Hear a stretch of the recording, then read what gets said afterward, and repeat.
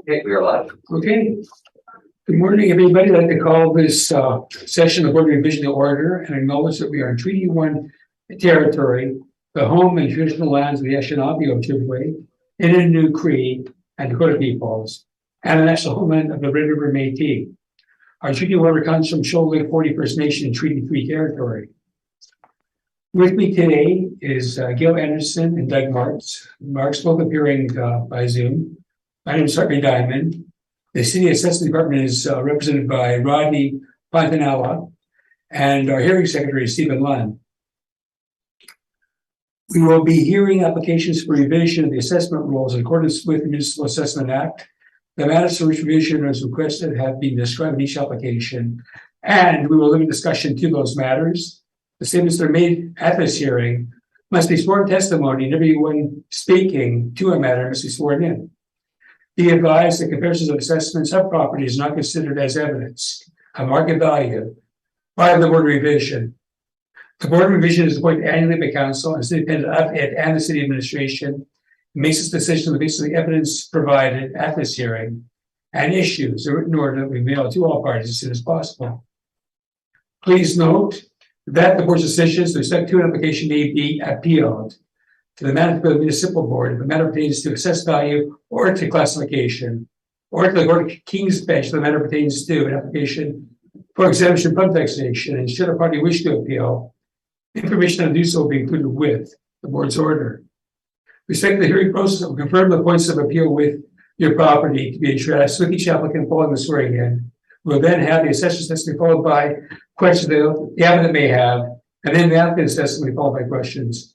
Each side will be given an opportunity to summarize if they wish to do so.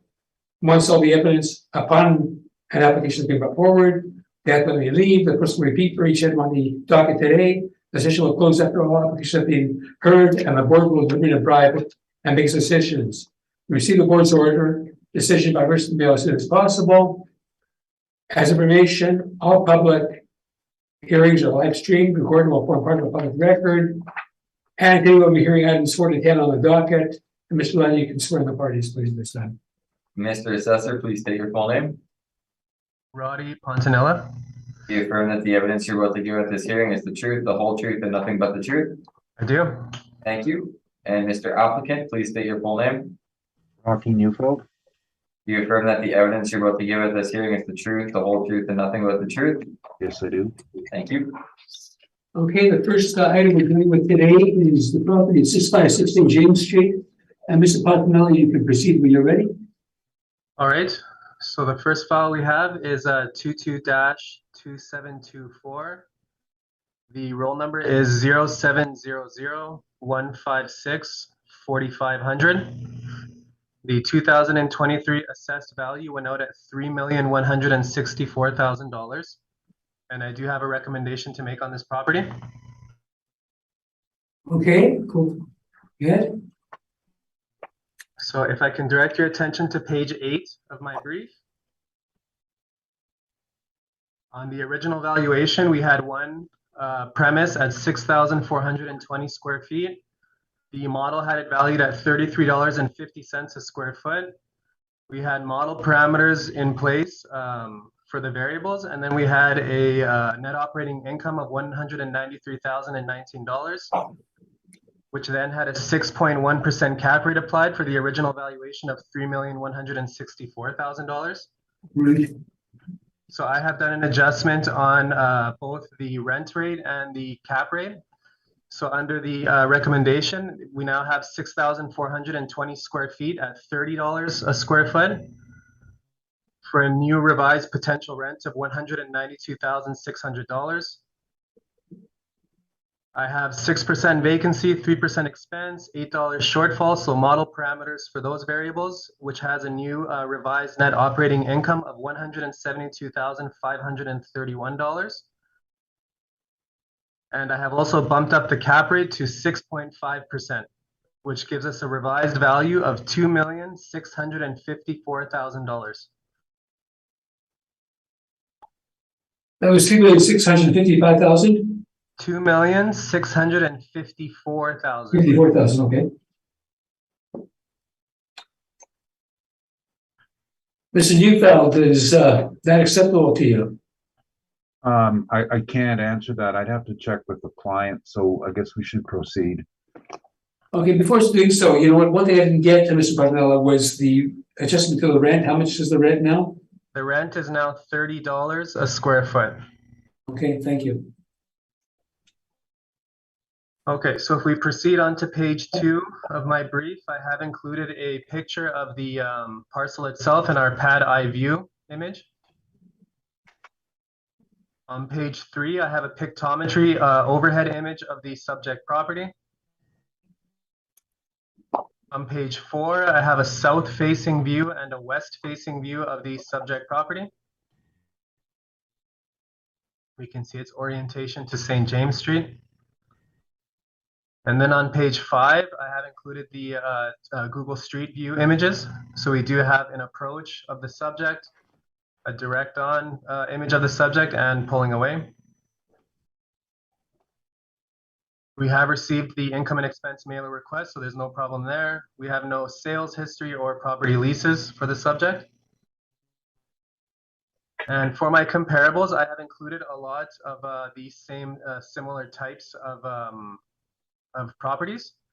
And so all of the tenants are used in a similar manner to the subject. And there are several of them are of larger size for square footage. And we do have my comparables have a range from, it looks like $21.29 at the lower end to $39 at the higher end. On the original valuation, as we already went over, we had $33.50, which was model driven, model parameters applied, as well as a modeled cap rate for the original valuation of $3,164,000. On page 9 is a summary of the income valuation. So you can see the original valuation that was placed on the subject.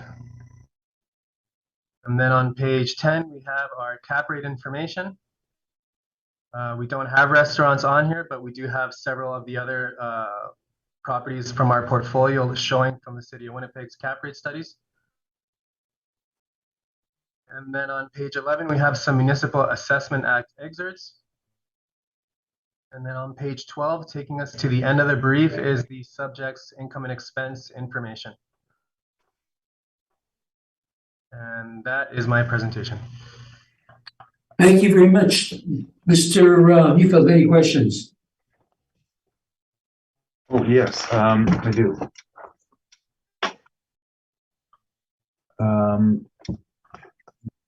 The workup you were going over was page 9.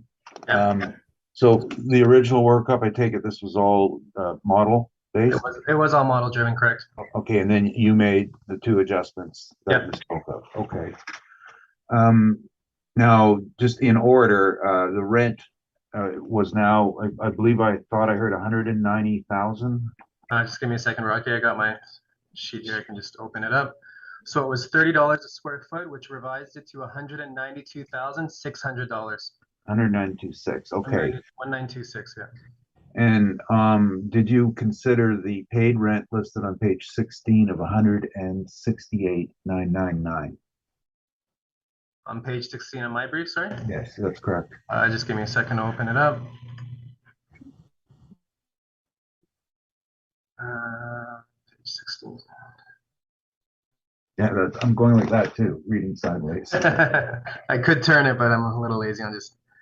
Sorry, which are you referring me to here? You're pointing me to which line? 108, 168,999. Yeah, I saw that, and that was actually part of the indication that perhaps the model was coming in a little aggressive on this property. Maybe it went a little high for this valuation, and the market data pointed to me that $30 would be an acceptable rent. But if it needs to be adjusted more, that's not really my prerogative per se, but I do agree that the model was coming in high on this property. Okay. And the next item was the vacancy rate, and you said that the city doesn't have a restaurant sorry, I don't want to misquote you. What did you say about the vacancy? I was just talking about the cap rate. That was in regards to the cap rate. Oh, right. So you have a vacancy rate in the model for restaurants? Yeah, we have it on. Yeah, it's the one that's put on place. And I'm just wondering, with the effective date of April 1st, 2021, I mean, you walk down the street, you see the number of restaurants closed up. Does not appear that that was taken into account, does it? Well, I mean, the slight adjustment to the cap rate could be considered taking into account the effect that the restaurants have faced during the pandemic. But in regards to any sort of a vacancy adjustment, we left it at model. Okay. And I mean, I guess the same question then would apply to the cap rate. You know, you made an adjustment to it, but would an investor faced with the sort of uncertainty that occurred during the reference year be looking at an aggressive cap rate on something like this, in your opinion? I mean, 6.1 seemed like it was a little aggressive model driven, but I feel the 6.5% is a bit more appropriate for the subject. What someone would be speculating to do, that's beyond my ability to answer. Right. That's fair. The page 10, I note that were there any information to be gleaned from outside sources on restaurants? I mean, I believe so, Rocky. Those questions would be perhaps better suited to be answered by someone in the modeling department, as they are really in charge of the nuts and bolts of our model, so to speak. But yeah, I'm comfortable that restaurant cap rates would have been taken into account as well. On sorry, I had my notes here, and I'm lost again here. On the statement on page 16, did you note the non-recoverable expenses? And I'm speaking that there were some the first 4 line items. Like you can see that the taxes are recovered. Yep. But the other items are approximately $37,000. Did you give that any consideration when looking at the 3% that the city applied? I mean, I took a look at it, but nothing necessarily jumped out dramatically at me in terms of the expenses. The subject property is rather large, and it seems that it would have been appropriate. And it didn't seem like anything would require any sort of an adjustment to the expense parameters, so I left it at that, at model. Page 20 and 21, the supplemental questionnaire. Was this how it was returned? I mean, it looks blank to me. This is how I had it in my income and expense document that I referred to. So as far as I'm aware, this is how it was returned to us. Okay. I'm only asking because I was helping these people with their. Well, I'm not sure, Rocky. That's just all we had in our document for the income and expense mailer. Okay, and I had one more question somewhere here.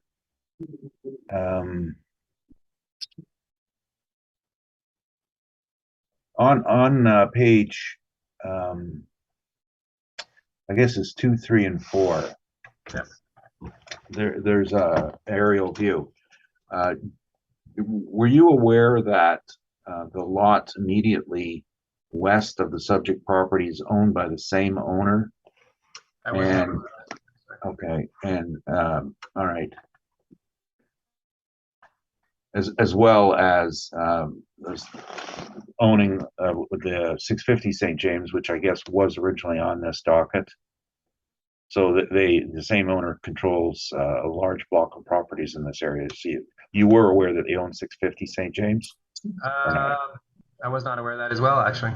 Okay, that's fine. Oh, I know what my questions were. Sorry, early riser. Your comparables, page 7, and the first one, that's a Boston Pizza, correct? Correct.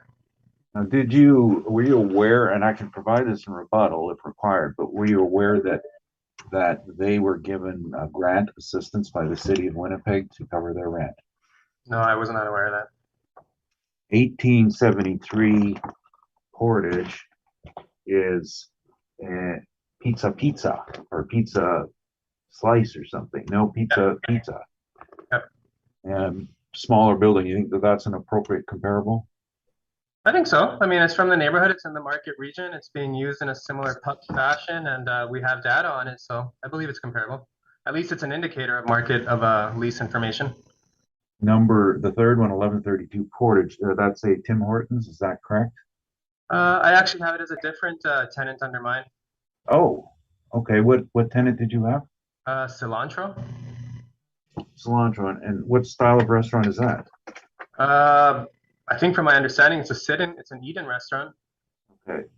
All right. And 2005 Pembina 2005 Pembina, former, I forgot what was there, an Earls, and now it's called Lot 88. Is that correct?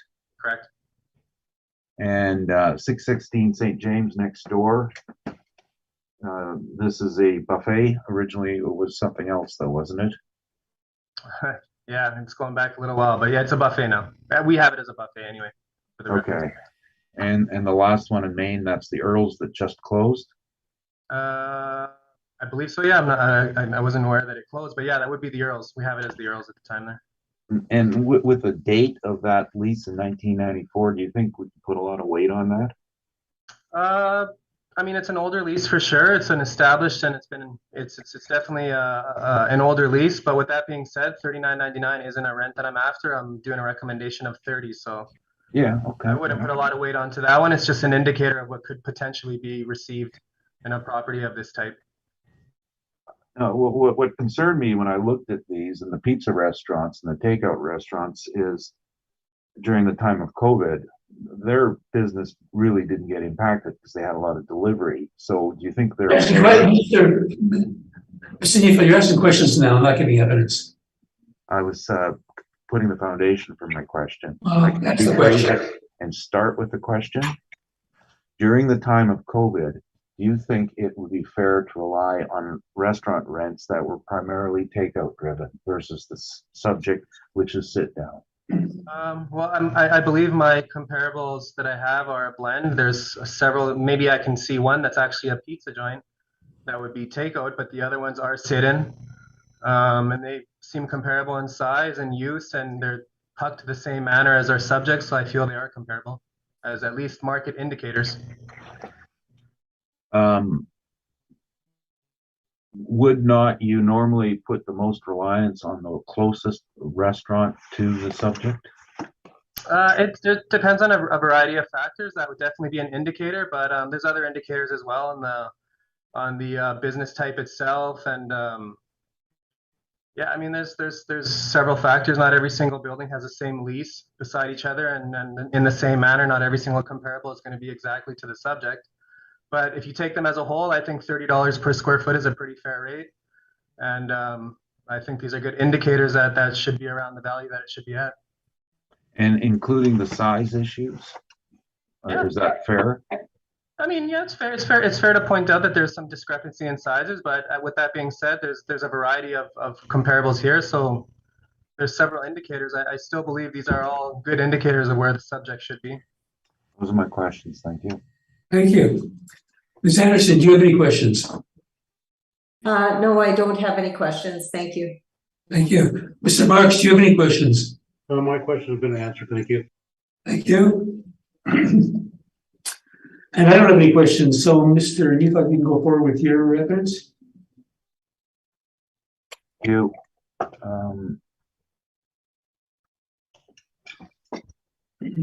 As you probably understood during the questioning, the owner owns as the property, subject property, as well as the property to the north and the south and the west, and as well as another lot on Madison. The property on the west is a former railway right-of-way. There are no improvements on it. It is shared parking for all of their other owned sites. As a result, as this impacts valuation are the non-recoverable costs that I spoke to in the statement, because the properties all have to take a share of that for parking, and it's not recovered from the tenant directly. The rent that we've applied is the actual rent, and that's listed on the assessor's page 16, and we've got it listed here somewhere. Oh yes, on page 3. We haven't given it a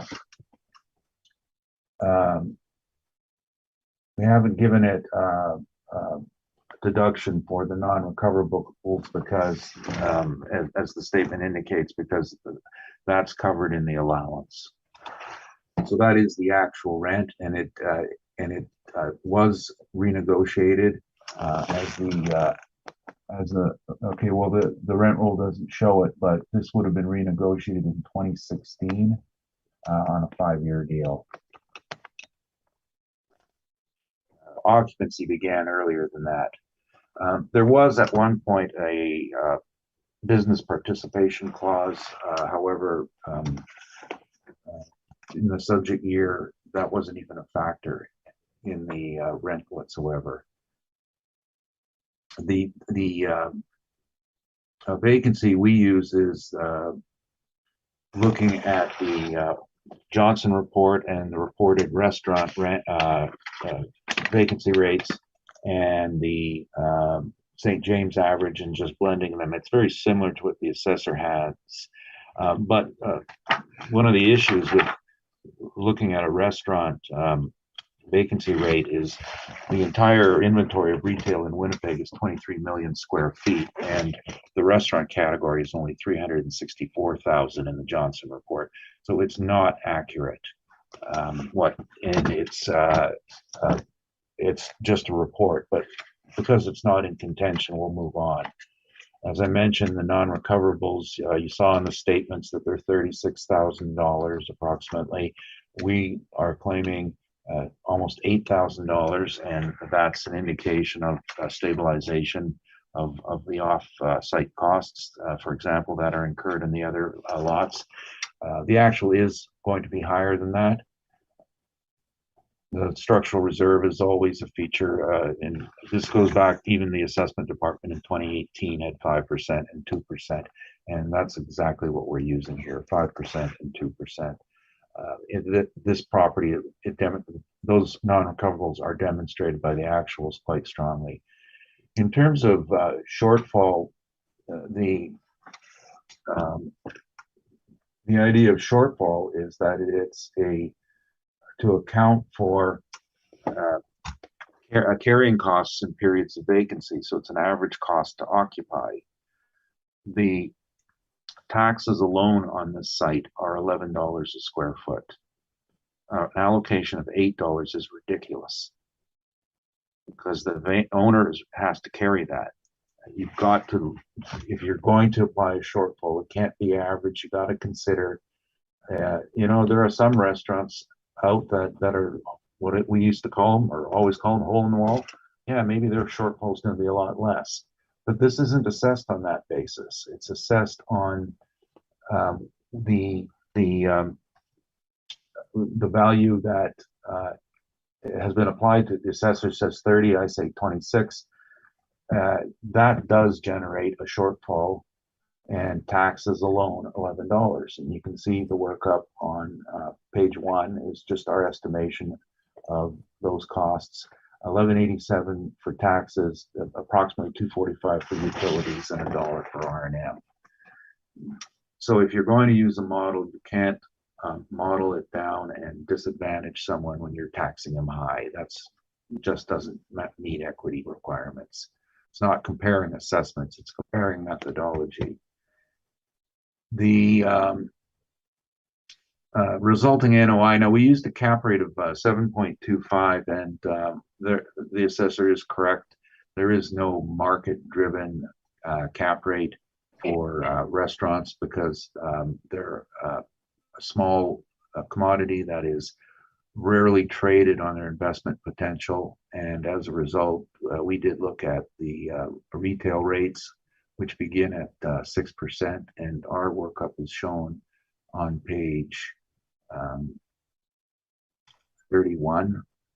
And you can see that that is what we track, a range of starting at 6%. And then the adjustments to this, our model is showing that, first of all, the third line, I'm back to page 2, the issue of closing costs, which we do differently.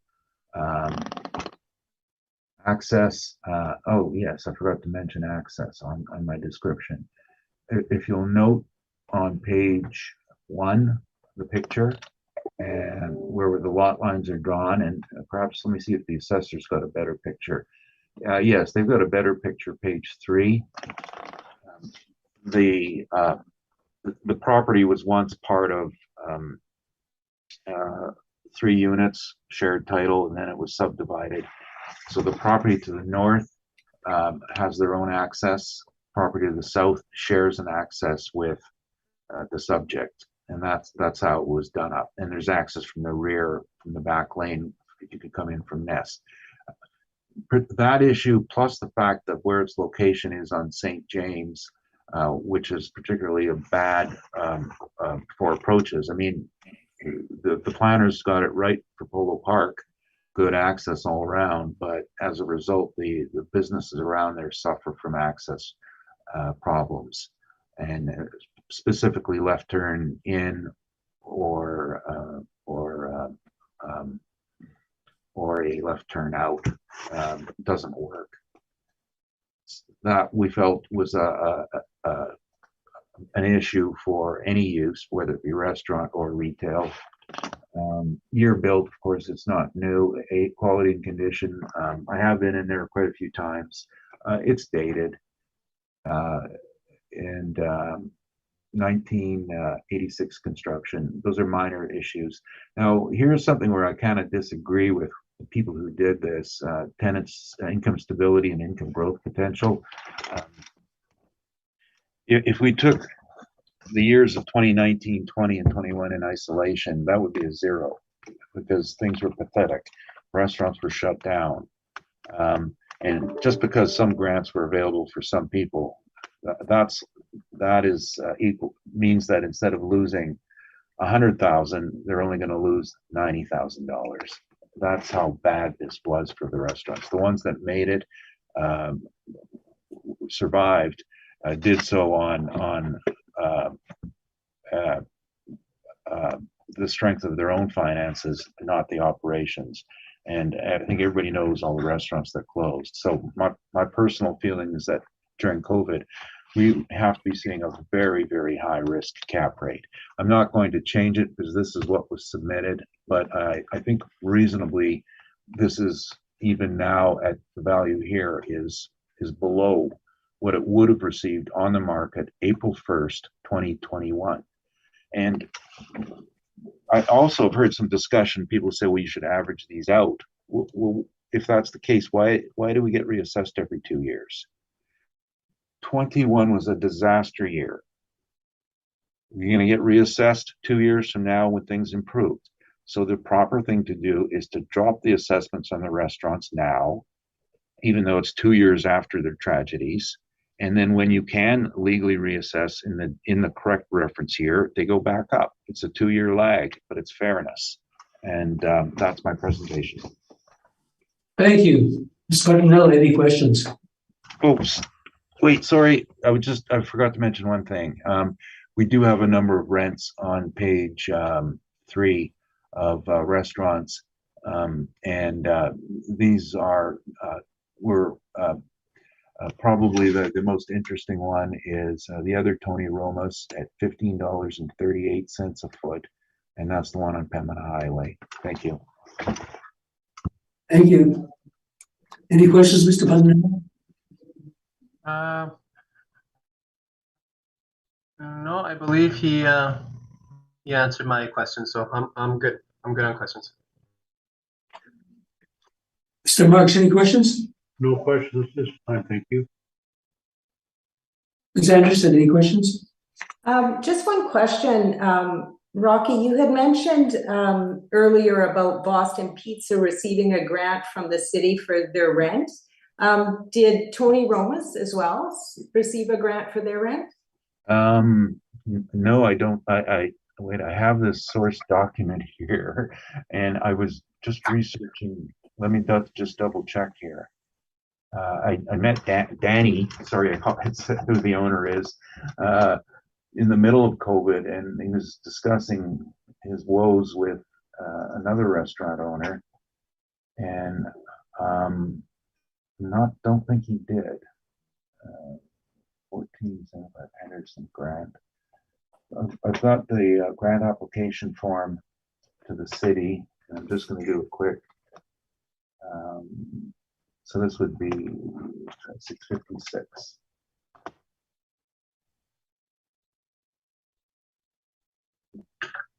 There are 68 pages of grants. No, nothing came up.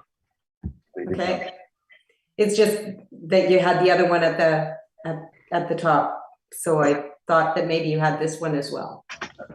Yeah, that came up on a strange search. I was just looking through the planning because I knew the people from Boston, and it was a man and his nephew, and the nephew went on to run an investment fund. So I think that their owner and landlord and operator are related. And when I was researching it in the clerk's site, I came across this grant. Okay. But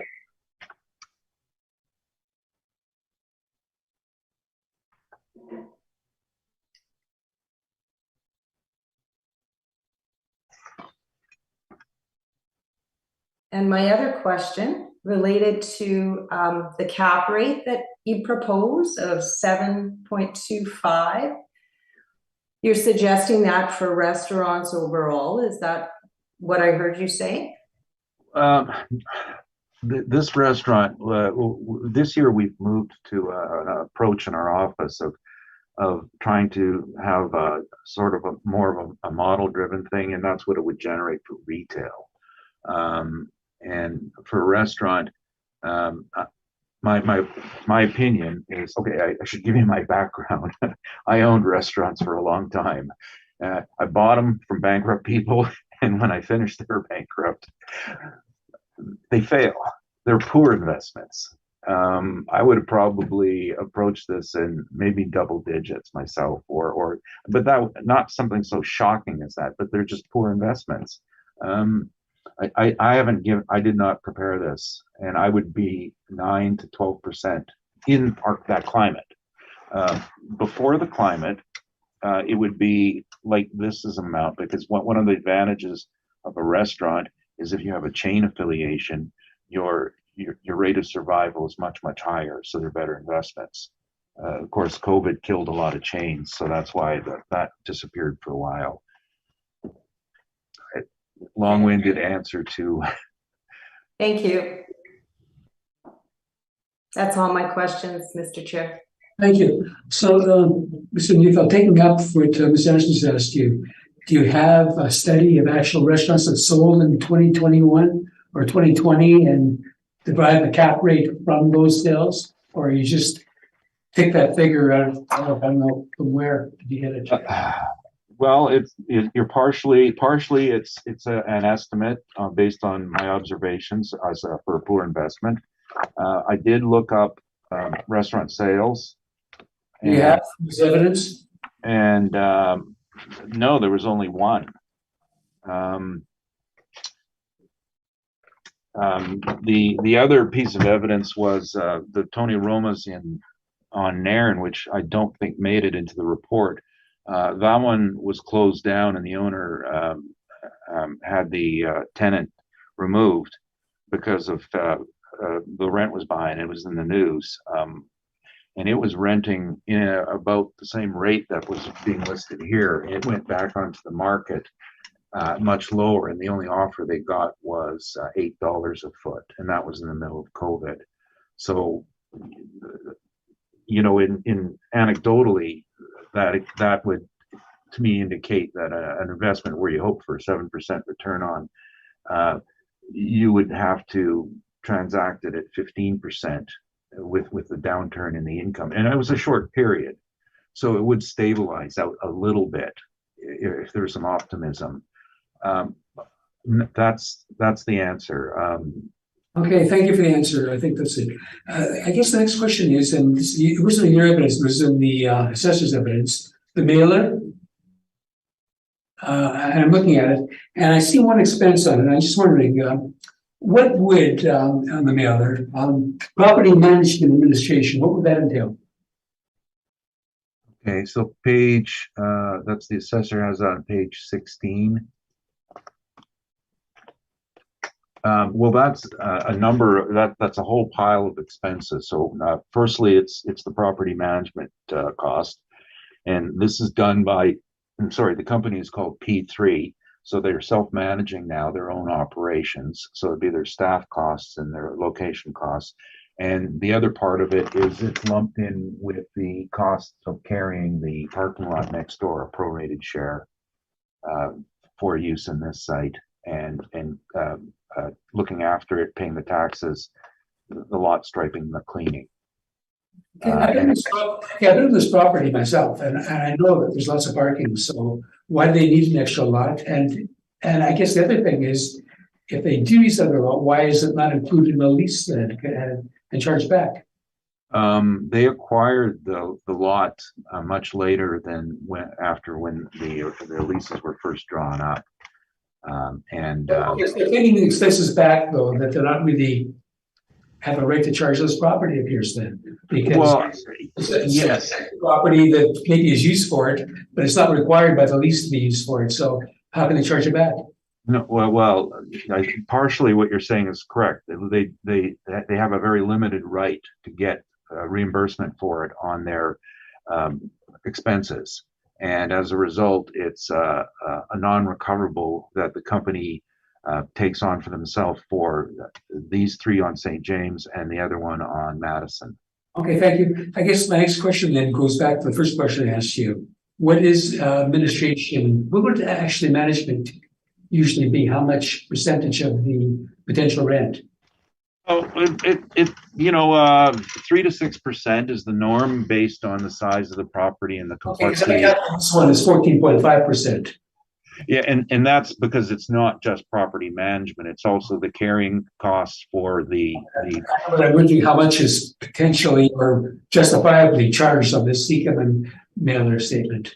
Yeah, well, the mailer statement is rather an abbreviation. If you look at the questions that they ask, they don't get into the nitty gritty of the actual operation. Yeah, but if the expenses go down, the NOI will go up, right? Yes, that's correct. Okay, thank you. That's the question. I do, actually, I do have an answer to your question because I have the property management statement here on the breakdown. Well, I think I have that. No, I just want you to rest assured that these are legitimate expenses. I'm not saying that I can't confirm that or not.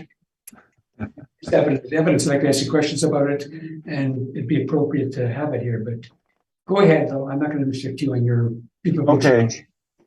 I am looking at them. That's all. I'm looking at the breakdowns right here on the admin expenses, and they're not just property management. Okay. Thank you. That's my question. Okay, so we'll next go on with our next. Sorry, may I have just a brief rebuttal? I mean, not rebuttal. Closing argument. You want a brief closing? Absolutely, and I'll give Mr. Bonelli an opportunity of responding if you wish to do so. Go ahead.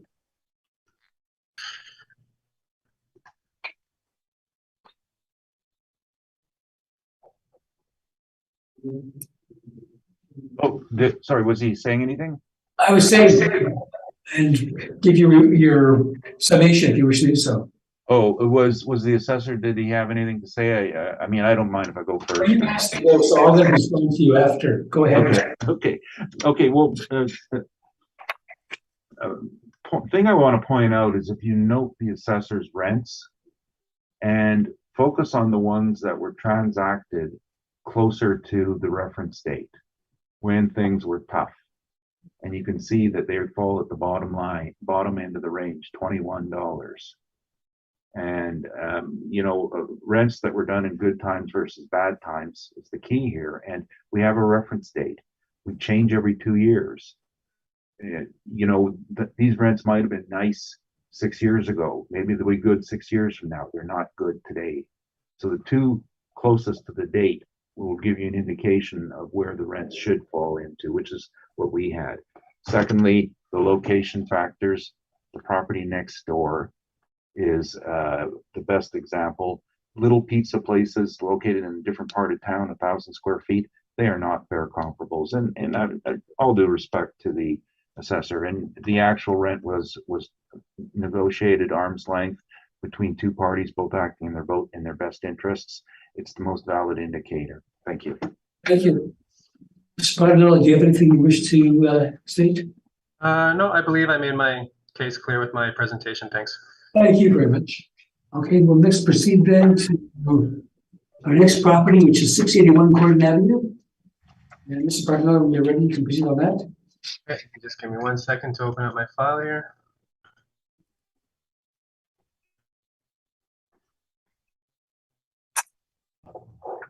Okay. Okay, so next on the file, sorry, just give me 1 second here. On file we have is 22-3874. The roll number is 1202-221-6000. The address is 681 Gordon Avenue. And the 2023 assessed value has gone out at $900,000. And I do have a recommendation to make on this file. Okay. So if I can direct your attention to page 8 of my brief. On the original valuation, we had 3,218 square feet at $19.08 per square foot, which gives us a total potential rent of $61,399. And then we have a 6% vacancy, 3% expense, and $8 shortfall per square foot applied model parameters to give us a net operating income of $54,439. And then the model has applied a cap rate of 6.05% to give us the assessed value of $900,000. In my recommendation, I have maintained the rent rate that was applied. So we still have 3,218 square feet at $19.08 a square foot. The model parameters still apply, leading us down to the net operating income of $54,439. But I have increased the cap rate to 6.5%. And that gives us a revised value of $838,000.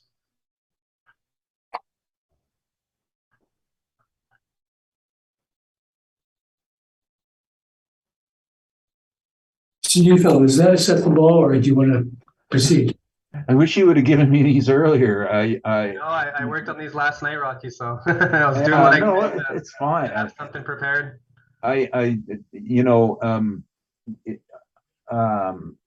This one, again, I have to talk to the owner on it, and I'm just looking at something here. I'm sorry, I can't answer you on it. And that's if you haven't talked to the owner and you need instructions from them, we recognize that. So if you want to proceed, we can do so. Okay, that'd be great. Okay, go ahead, Mr. Cardinal. All right, so on page 2 of my brief, I have included a pad eye view image of the subject property. On page 3, I have included the overhead image of the subject property, so you can see its location in the neighborhood on the corner of Gordon Avenue and Hugo Street North. And then I have, following that, a north-facing view of the subject property and an east-facing view of the subject. And then I have included the street view images, which show the subject as we approach, and then face on, and then as we leave the subject. We have received our request for income information, so there's no problem there. And we have included a property lease that we have on file, and that would be a lease at 4,500 square feet at $13.07 a square foot. We do have I have included the list of some lease information for my rent comparables, and they would be from within the market region. And then we do have the comparables ranging from $15.73 at the lower end, all the way up to $30 at the much higher end. And so once again, the subject was originally valued at 3,218 square feet at $19.08 a square foot. And then we have the model parameters in place, which gives us the original valuation of $900,000. On page 9, we can see the income value summary of the subject property and how we arrive at the $900,000 figure. And then on page 10, we have our cap rate information that shows the range of the some of the subjects within our portfolio, some of the properties, sorry. Page 11 has the Municipal Assessment Act excerpts. And then on page 12, taking us to the end of the brief, is the subject's income and expense information. And that is my presentation. Thank you. Any questions, Mr. Newfeld? Yes, you had said something about a lease information on the rental rate. What page was that? Page 6. 6.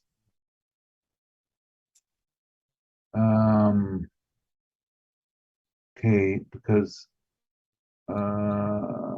yeah.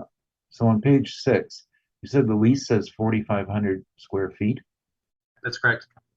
but your leasable area is 3,218. I guess this is just the information that we had on file that was put in with the subject, and it just gets generated when we make our briefs. Okay. So, but maybe this was at the time. I mean, it's a much older lease from 1992. Maybe there was some adjustments since then. It's hard to say. I'm going to. I know Mr. Diamond said something about me testifying while I'm asking questions, but Well, go ahead. I'm interested in where you're going with this. Go ahead. okay. Do you think that maybe they included the patio space? It could be a possibility, Rocky. Okay. Now, if you looked at the rent that was listed there, and I take it you looked at page 16 to determine this, 58,800. I believe, if you just give me a second to review my notes here.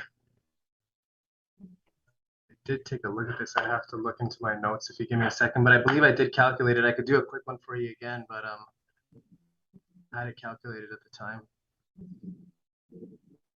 Yeah, but there's another statement, and yeah, I know what you were reading. You were reading this the rent roll on page Just give me a second.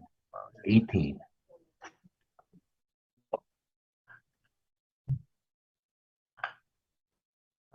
Yeah, so I did review it, and it did equal out to $13.07 a square foot on 4,500 feet.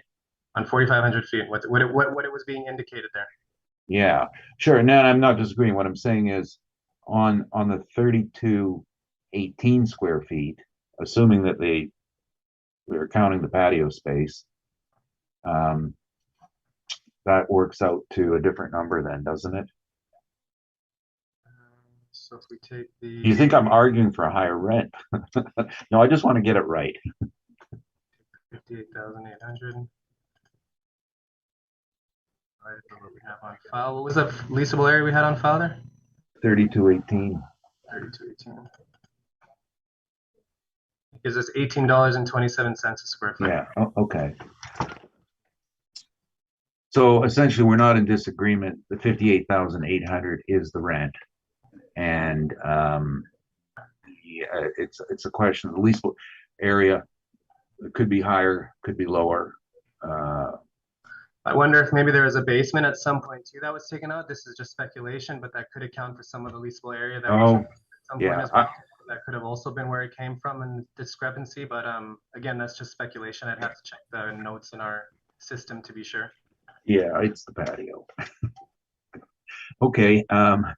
Then I noticed here on page 7, you did, in this particular case, most, I believe all of your rents are from the immediate area, correct? Yep, in this scenario, I tried to find as much market data as close to the subject as possible. And most all are well within the size range of the subject as well. Did you have any thought of putting preference on ones related closer to the time of 2021? I noticed some go back to 1991. Yeah, they do, Rocky. No, and I was just trying to include the lease information that we had for the immediate within the immediate surrounding neighborhood for the subject. And all the other questions I asked in the earlier one, I assume are the answers will be the same: vacancy and et cetera, Yeah. and cap rate, and just so it's on the record, your model doesn't have a specific cap rate for restaurants, correct? That's what you said? No, that's not what I said. I said that Oh, would be okay. appropriate to consult the modeling department, as I'm not entirely aware of the nuts and bolts of the modeling Okay, thank you. That was it. system itself. Thank you. Ms. Anderson, any questions? No, I have no questions. They've been answered. Thank you. Thank you. And Mr. Marks, do you have any questions? My question has been answered as well, thank you. Thank you. And I don't have any questions either, so thank you. So, Mr. Nico, do you move forward? Yes. Now I noticed in our report, we didn't use that number of 58,800, and I believe we should have, because I think that this was a calculation of net rent that took off the non-recoverable costs. And so there's a double dipping here, is what I'm saying. So you either account for the non-recoverables in the rent, or you put an allowance for them. You don't do both. So I would say that we should have that number should be higher than this, but that's on the basis of having non-recoverables. I can give you a real quick NOI changing that to 58,800, and no, I want to get on with this too. Let's see, Corian.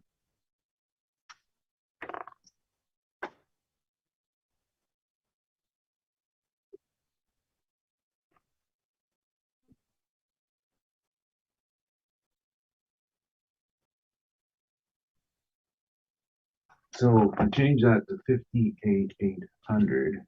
Everything else is the same. My NOI changes to $50,184. That's using $18.27 rent per the contract, and my final number is 717,000. And you're using the same cap rate as the assessor? No, I'm using a 7%, and I was just going to explain that. What the thinking on that was. It's a little bit different, but again, so the actual rent and actual non-recoverables matching or very closely matching what they are, and again, a different shortfall, which is skewed higher by the higher taxes for restaurants. It's closer to what the city's rate is, but again, if you're using actuals, you live and die by actuals, and you can't split and use things wherever you feel like you want to. So this is consistent.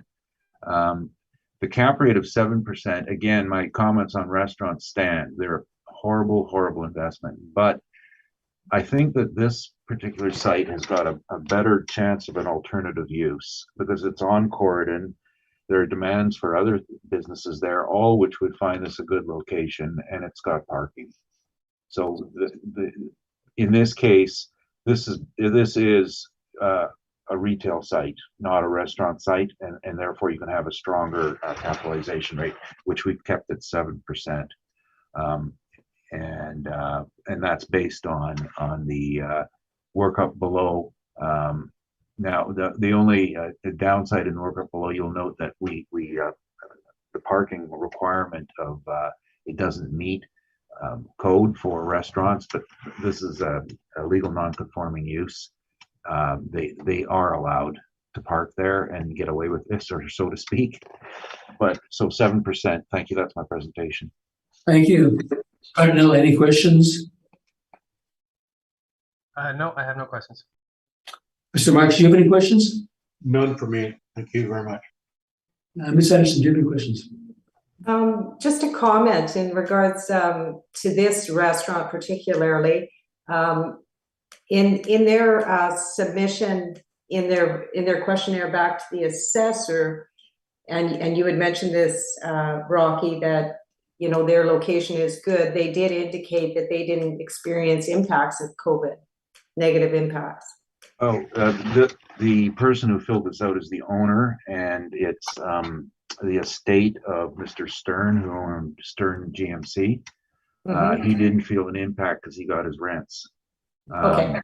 The owner shut down and lost a lot. Sorry, the tenant shut down and lost a lot of money, but maintained paying his rent. Okay, thank you. Yeah, thank you. And I don't have any questions either, so we'll go on with our next property, which is 842 Gordon Avenue. Mr. Cardinal, whenever you're ready, you can proceed. Okay, just opening my file now. Just give me a second here. I just gotta get a little organized.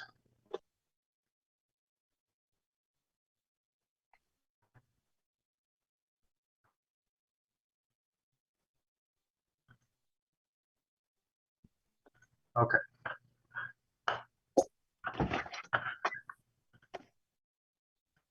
Okay, so the next file that we are speaking of is file 22-3883. The roll number is 1202-287-9000. The address is 842 Gordon Avenue, and the 2023 assessed value had gone out originally at $875,000. And I do have a recommendation to make on this file as well. Surprise me again. This one's not too much, so I don't think it's gonna be too impactful, but nonetheless. So we do have three premises originally on the income stream. We had one premise at 1,920 square feet at $20.81 a square foot. And then we had another premise at 541 square feet at $16.40 a square foot. And we have another premise at 1,283 square feet at $11.75 a square foot for a total of 3,744 square feet.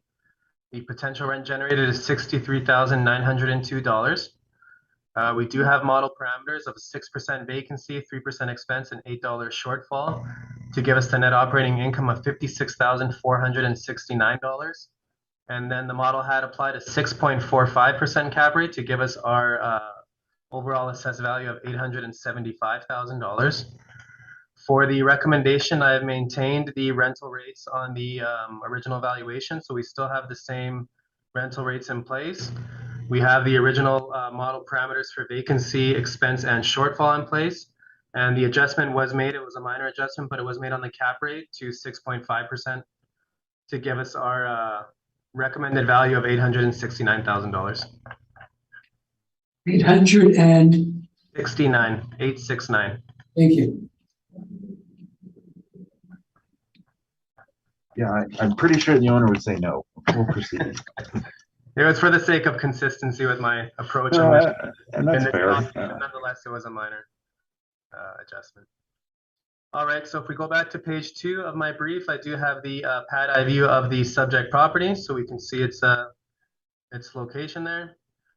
On page 3, we do have the pictometry overhead view of the subject property, so we can see once again its orientation in the neighborhood.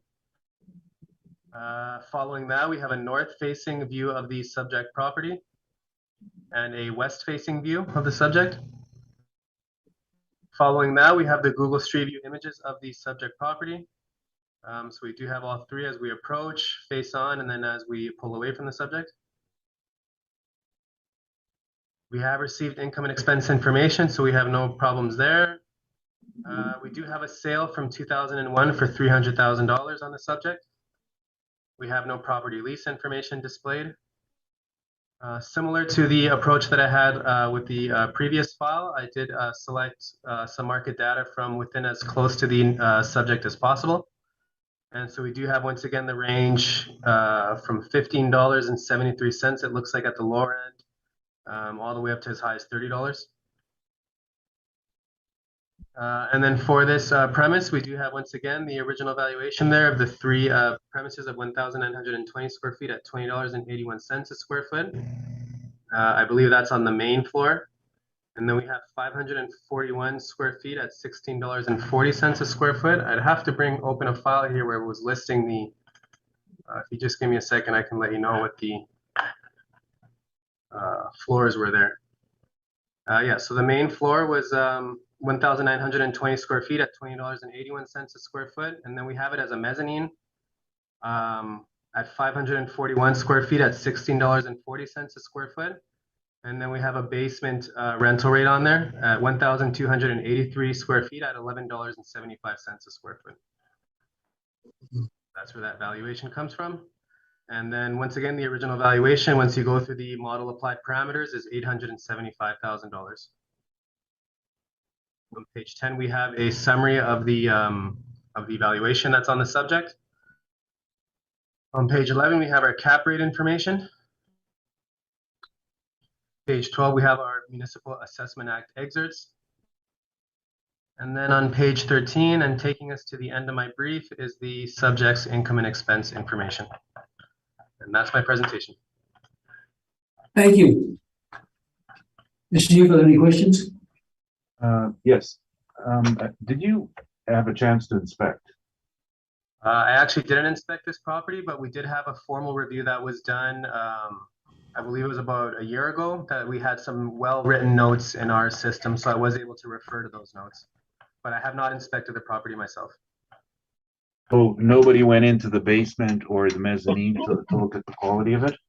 I didn't go in, but once again, we do have detailed notes of an inspection that was done over a year ago, where it was determined that all of these were integral to the business's operations. In that regard, you didn't do the breakdown on the main part of the building and the add-on, did you? Addition? What we have on file is just the square footage that would take into account the main floor. Yeah, okay, but you know, so you don't have the record of the addition. I'm just wondering about the basement floor plate. No, this is just what we have on file, and is once again I had referred to notes of a colleague who had done a review on it, and they had determined that this was the appropriate parameters that should be in place on the file. Well, I mean, physically, sorry, I just wanted to go back here. Wondering about the difference between the physical area of the basement and the rentable area of the basement. You've got page 1, 1,560 square feet is the physical area.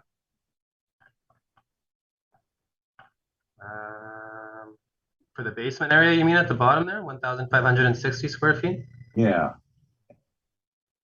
I guess that's what's listed on file for the record or for the subject itself. Okay, and we actually have less in the valuation, 1,283 square feet. Right. So I was wondering, did you at some point take out the I think so. Yeah. I believe based on your questioning that you are turning on a light bulb when I was reading the notes that there was a slight tightening on some of the original areas that we had in place for the subject. Okay. And the plan area, then I'm just trying to refer to your overhead. You've got the main building, the older building, 842 square feet, and then you've got some outer buildings to the west of it with the skylights, and then to the south of it, there's a couple of lean-tos. So does that then total? I see 2,300 plan, but rentable was 1,920. Yeah. So does that take into account that the lean-tos have no real value? I just want to know how you did this. Yeah, I believe so. I believe that was taken into account. I have right in front of me while we're talking, I got the Google Earth on it, and I'm just confirming what's appears to be obvious. Okay, and so I want to know what we're covering here. So a portion of the basement and the main buildings, and not the two outer buildings, the two lean-tos are being looked at. Okay, and did you happen to see any more of the rent or the lease than what has been shown here? No, whatever you're looking at is the information I looked at in regards to the lease details. Okay, so I'm looking page 14, and there's 0 listed under admin and expense recoveries, correct? On page 14? Yeah. Or page 13 of my Well, I'm looking at page 14 of your brief, which is the rent roll. Oh, that's actually page 15 is the rent roll on mine. Oh, I've got a 14. Oh, I don't know. Anyway, I'm here now. Okay, so it's 0 listed under admin and expense recoveries then, correct? Yep, that's correct. So would you classify this then as a semi-gross lease as a result? I believe that's where the mailer was indicating that it would be semi-gross, correct? Okay. And did you then have an opportunity to try to calculate what the net rental rate was? If you give me a second, I can open my notes on that.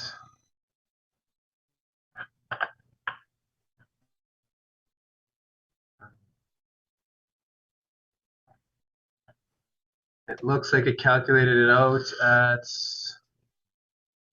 well, I got $26.40, but it's semi-gross. So if we were to just do a rough, let's say to take into account, I'm getting roughly, this is just a rough netting out of $21.12 a square foot. On what area? 37? 2,500 square feet. Okay, on just the plan area then. On Yeah. as they've indicated. I'm doing it as they indicated. Yeah, that's because that's what we're referring to as their mailer. So that's how they indicated. And if you calculated it on the basis of the assessment department square footage. I did, correct. Of 3,744 square feet, do you have another? Do you know what that number is? 1 second. 500 a month. What was my? What are we using again? 3,744. 37.44. So it gives us $17.62, and if we then try to net out, get a semi-gross, we're looking at around $14.10. Okay. Yeah, I see. Okay, but you didn't use that. You used the model, correct? Correct. Okay.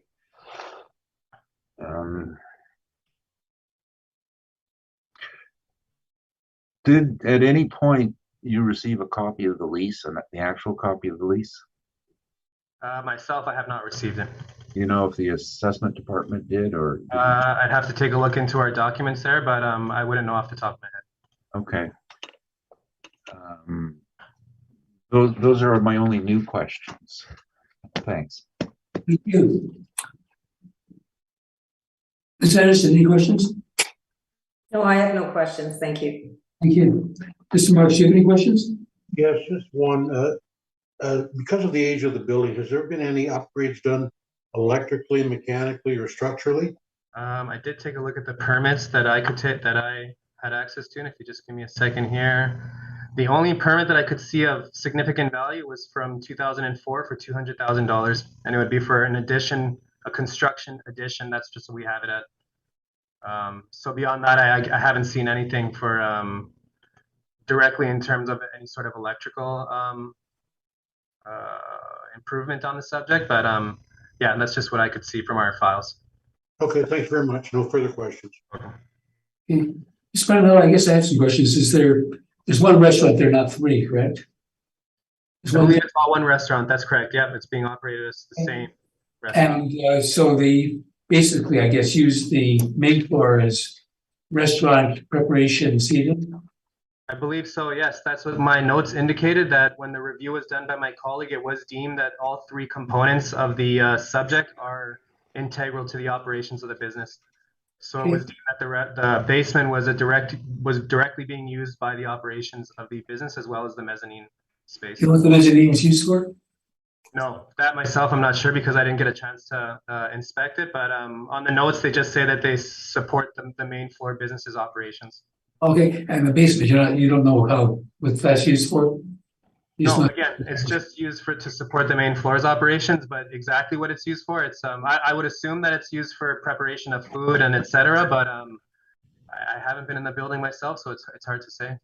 Okay, and the rent parameters you selected, they're all model rents, and that would be based on what, to the standard charges for basements and buildings like that? I believe so at the time, yes, it was, that was taken into account as well as just the overall, what would be the acceptable parameters in place for quality, etc. And given the fact that one's on the basement and one's on the mezzanine space. Right, and your rent comparables, do they reflect basement or mezzanine space? So that's a good question. These would all be main floor rent comparables. So we can scale down as required, but in terms of the comparables themselves, they're all main floor comparables.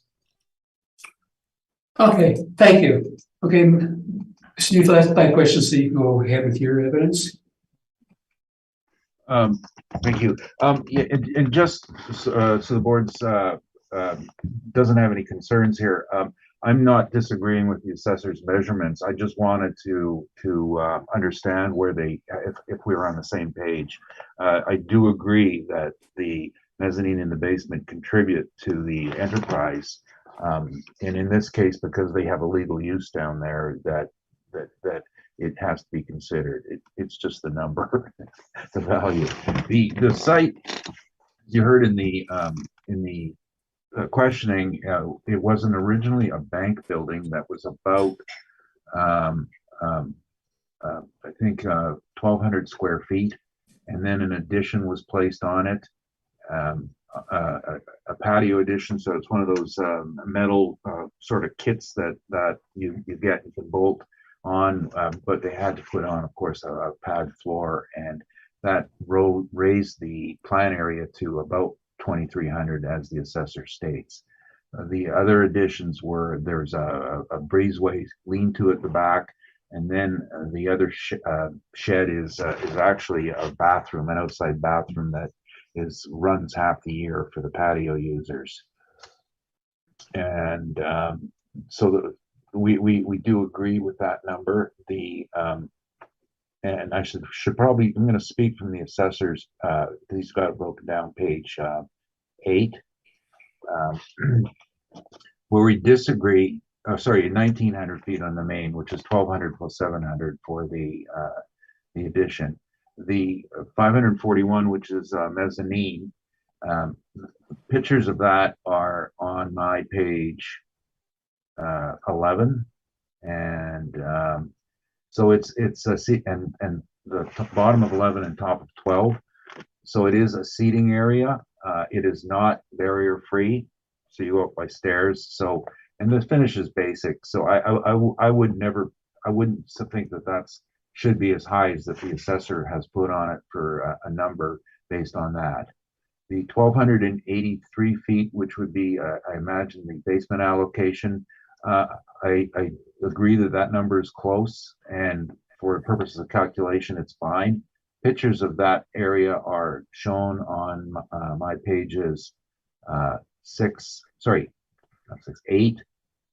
9, and 10. So you can see that it is working space. The dishwashing equipment is there, and there's an office, and there's some freezer storage. So I agree it has to be counted. Incidentally, the addition was on page 6, the picture of the addition, so it's overlooks the patio. Now in our calculation, the assessor has provided the paid rent of and that's on his page 12, which is listed as $5,500 a month, semi-gross, and he has it's just, you know, as to what space it goes to. I find that really doesn't matter because that's the money and versus size. This is what the parties agreed to, regardless of whose opinion of measurement they used. Where the difference is the on page 3 is an excerpt of the lease. So it also included equipment, as you can see it highlighted.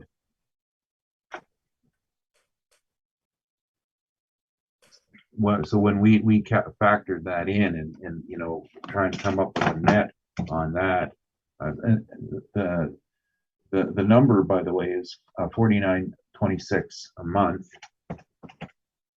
and that works out to 59,012 semi-gross. We've changed that to 50,500 as indicated on page 1 to account for the equipment in it. And no, you're going to ask me, did I calculate that out? Did I hire an equipment specialist and value it? No, I did not. This is my estimate. The lease does include it. So the number does come out $18 on the main and $5 on the main and the upper, and $5 on the basement. That's how we've allocated it, and that is fair and comparable to other rents. And some of the other rents we looked at are listed on page 4. In the neighborhood, for example, the top one, Bonfire Bistro, $18 for its main floor. So our $18 fits right in. We did quote the subject of the third one, and that's a blended rate. And 2090 Corridon in Tuxedo Village, $18. And the rest of the properties are listed here. Some you've already heard today. So the $18 is our interpolation of the lease, and supported by market evidence. There was a question earlier about major changes, and it's actually quite apparent. There was a major change on the outside of the building. You can see a massive transformer and switching station. The reason for it is nothing to do with the building. On page, here we go, page 8. Top of page 8, the pizza oven, it's electric powered pizza oven. So that's where the power requirement came in. It was a bank, and the bank didn't have enough power and they had to upgrade it. And it's really ugly on the side of the building, but again, it's for the business, not for the benefit of the building. Now, the only thing I'm looking at this, and again, I'm mindful of what I said about 681 Corridon on the cap rate. Right now, it's generating an income, and that's good market evidence of what the rent should be. This place has an upside. Ex-banks are very attractive in the market. Unfortunately, the additions put on it aren't so nice, but that's just a question of demolition rather than reconstruction. I personally would think that our cap rate is too high. I would actually think that 7% would be a fair number. But because of the alternative use, the location and the prospects for alternative use are good. And that brings my number upwards at 7% to 611,785, 611,785, rounded to 612,000.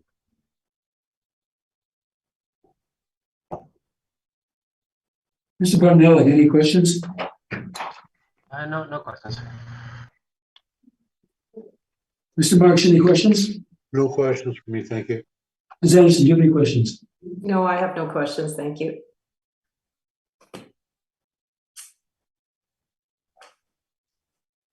Yeah, I don't have any questions either. Thank you very much.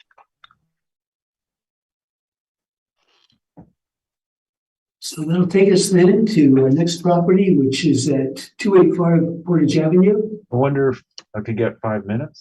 Absolutely. We'll take a 5 minute recess right now.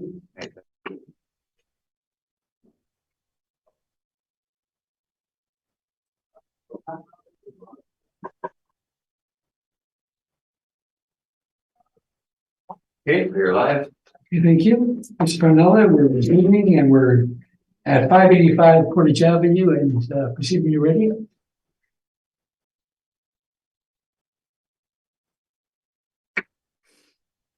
Sorry, I was muted there. So Okay, so I believe that's actually 285 Portage Avenue. 85, sorry. 285. Okay, so the Well, file, later, I stand corrected. I'm sorry about that. So thank you for the correction. yeah, no problem. Okay, we'll proceed when you're ready. So the file number is 22-2745. The roll number is 1305-230-1100.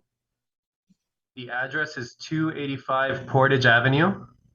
The 2023 assessed value went out at $347,000.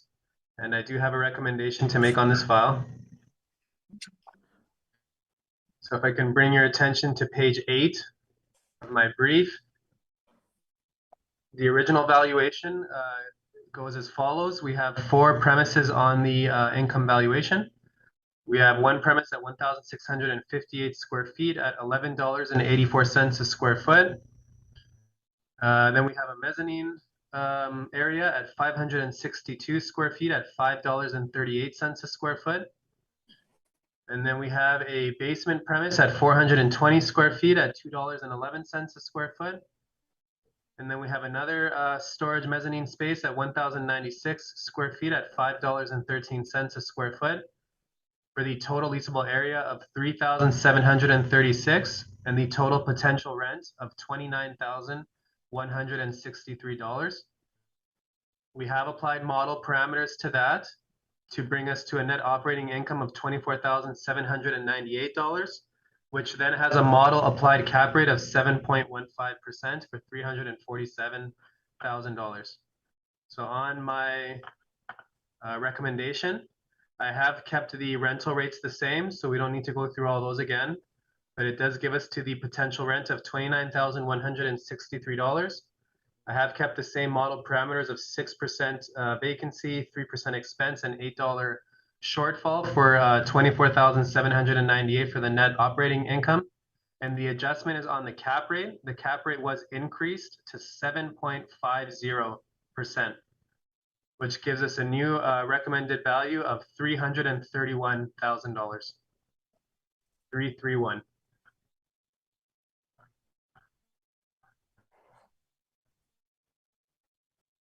And what was the NOI on that? 1 second, I just close that. The net operating income was $24,798. Thank you. 24798.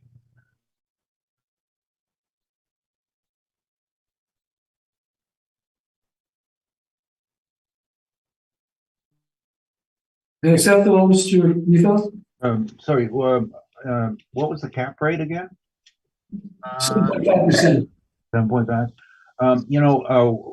Yeah, I mean, very close. I'm not going to dispute his cap rate. We're close, but I think there's a bit of distance on the rent in for this site. So I'll limit myself to those matters only. Okay, that's fair. Okay, so then I can proceed. Yeah. Okay, so on page 2 of my brief. When you proceed, you can assume that the cap rate is satisfactory, so we don't need any further evidence regarding the cap rate. Okay, sounds good. So I will continue with my presentation. On page 2 of my brief, I have the parcel image of the subject property on the pad eye view. On page 3, I have the pictometry images that were put in, so we can see an overhead view of the subject property. We have a west-facing view and an east-facing view of the subject property. It is a little difficult to see as it's nestled right in between 2 other buildings. And then we follow that with the Google Street View images. So we do have an approach and then a head-on. And I chose not to enter as we drive away for obvious reasons, as it would be difficult to see there. We have received some income and expense information, and we do have a sale from 2016 on file for $300,000. And then we do have a lease in place on file at 1,658 square feet at $12 a square foot. For the comparable information, I do have several comparables that would be from within the market region and as close to the subject as I could find.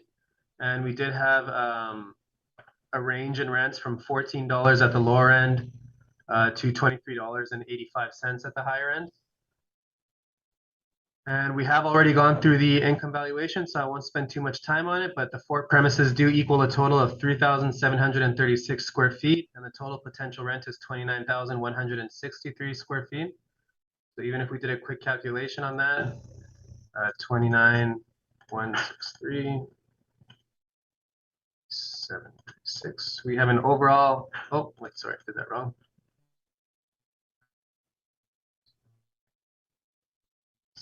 3. We do have an overall value of $7.08 a square foot overall. And then from there, we have applied the model parameters in place to give us the 24,798 for net operating income. And then we have had applied the adjusted cap rate of 7.50%, which gives us the revised value of $331,000. On page 9, we have a summary of the original valuations showing the 7.15% cap rate, $347,000. And then on page 10, we have our cap rate study information. On page 11, we have our Municipal Assessment Act excerpts information. And then on page 12, taking us to the end of my brief, is the subject's income and expense information for the 2020 year. And that is my presentation. Thank you. Any questions, Mr. Neufeld? Sorry, Mr. Neufeld, if you have any questions, you can ask them now. Oh, yes, thank you. Did you have a chance to look in this building? No, I haven't inspected this. I haven't inspected this property. You list 2 stories. Wouldn't it be, so you don't have any information on how that was worked out? No, I don't, Rocky. That's a good question. I wondered about that myself. I wondered if maybe one would be as a storage and the other as a mezzanine, but that's okay. I'm not exactly sure how it's laid out. All right. So, but your plan area, 1,658 square feet. Then on your page, wait, I got to find that page here. 8. Yep. You got the 1,658 listed there, and then you've got 3 other levels, 2 mezzanines, and a basement. By the looks of it, correct. Yeah. And so if there's 2 mezzanines listed like that, does that mean they're on different levels? They are on different levels. I just sure. If that's what you're guiding me, then yeah. Again, I haven't inspected it myself, so I'm not sure. Okay. I was speculating at one being perhaps a storage unit, but if you're aware of it, then maybe that'd be the 2 levels that it's referring to. Well, on the last property, you had notes that said that these facilities were in use on the basement. I didn't disagree with you. Do you have those same notes for these? I believe that there was some indication that the all of the building was being used by the business's operations. I believe I did read something in our notes in regards to that. So there wasn't a question of removing the basement space. Okay. So then you're relying on those statements? Yes, I am. Okay. And in relation to the paid rent, was there not a consideration for that? There was, yeah. But on the main floor, we have $11.84 a square foot. So it seemed that the model was predicting a somewhat appropriate rental rate for that. And then on the other floors, they're quite nominal rental rates on each one. So it seemed that it was appropriate. Well, you list page 6, the subject rental of 1,658 square feet, though, yeah. Not the number that you used, 3,736.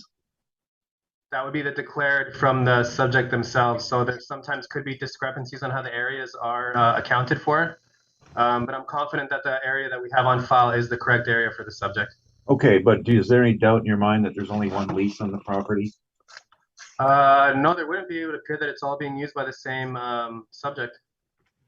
So if you were simply to take your $12 rent times 1,658 square feet, you're getting $19,896 for the whole site. Then would you read it that way? If we were relying strictly on the declared rental rate, then that would be the case, correct? But you do see that on page 22, that is the number, correct? Just give me 1 second here. Yes, it is. Yep, I do see that number there. Okay.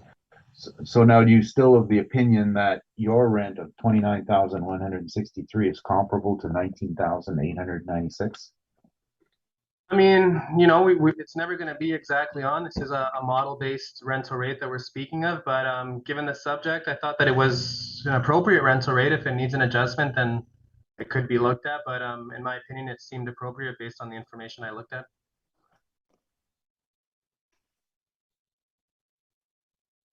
The comparables you have listed on page 7.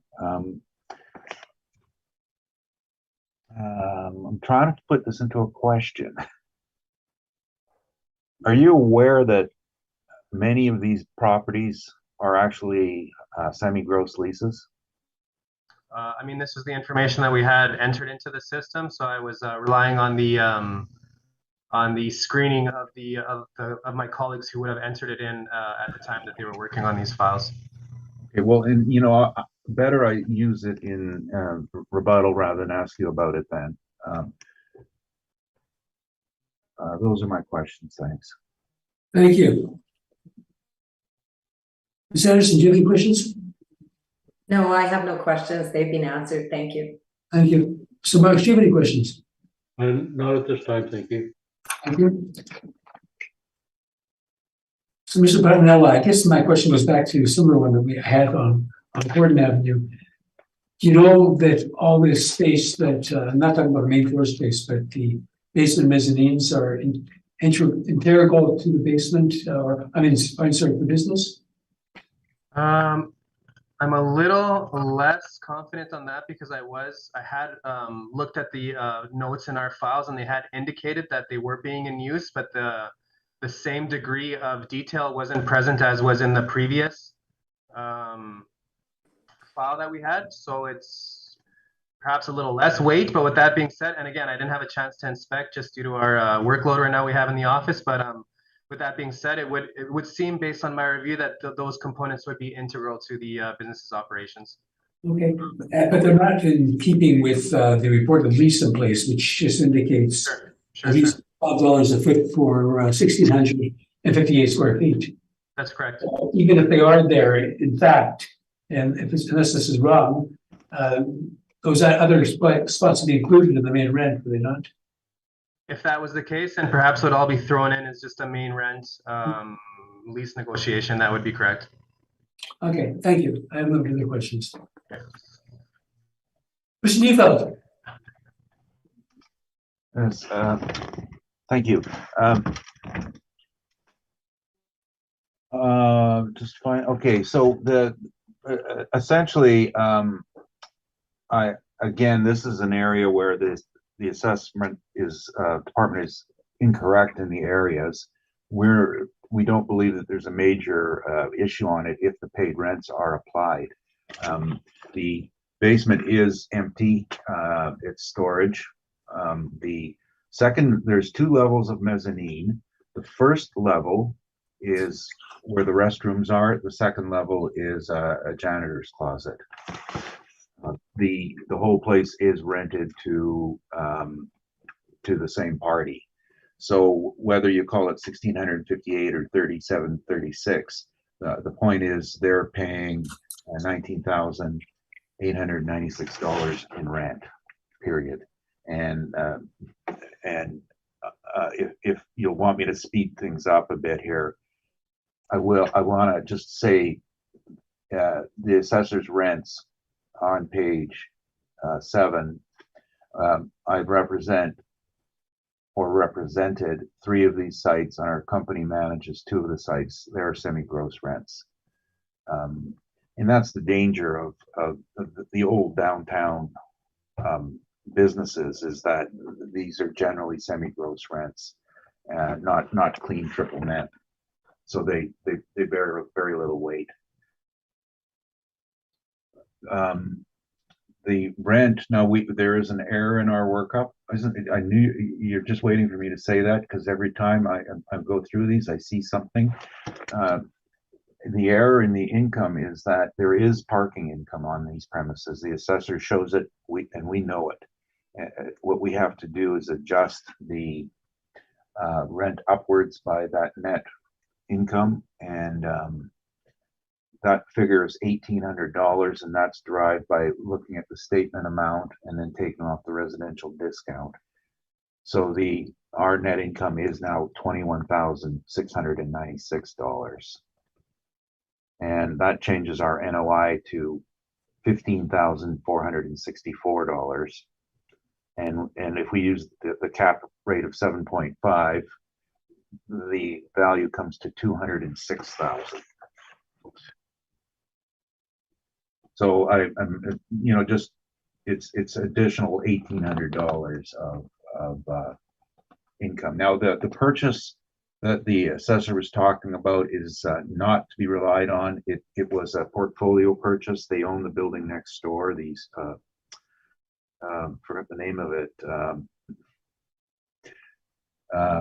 Anyway, it's 279 Portage, and that was redeveloped into multifamily recently. And they purchased this together at the same time, and essentially it did give them a small advantage on property and planning.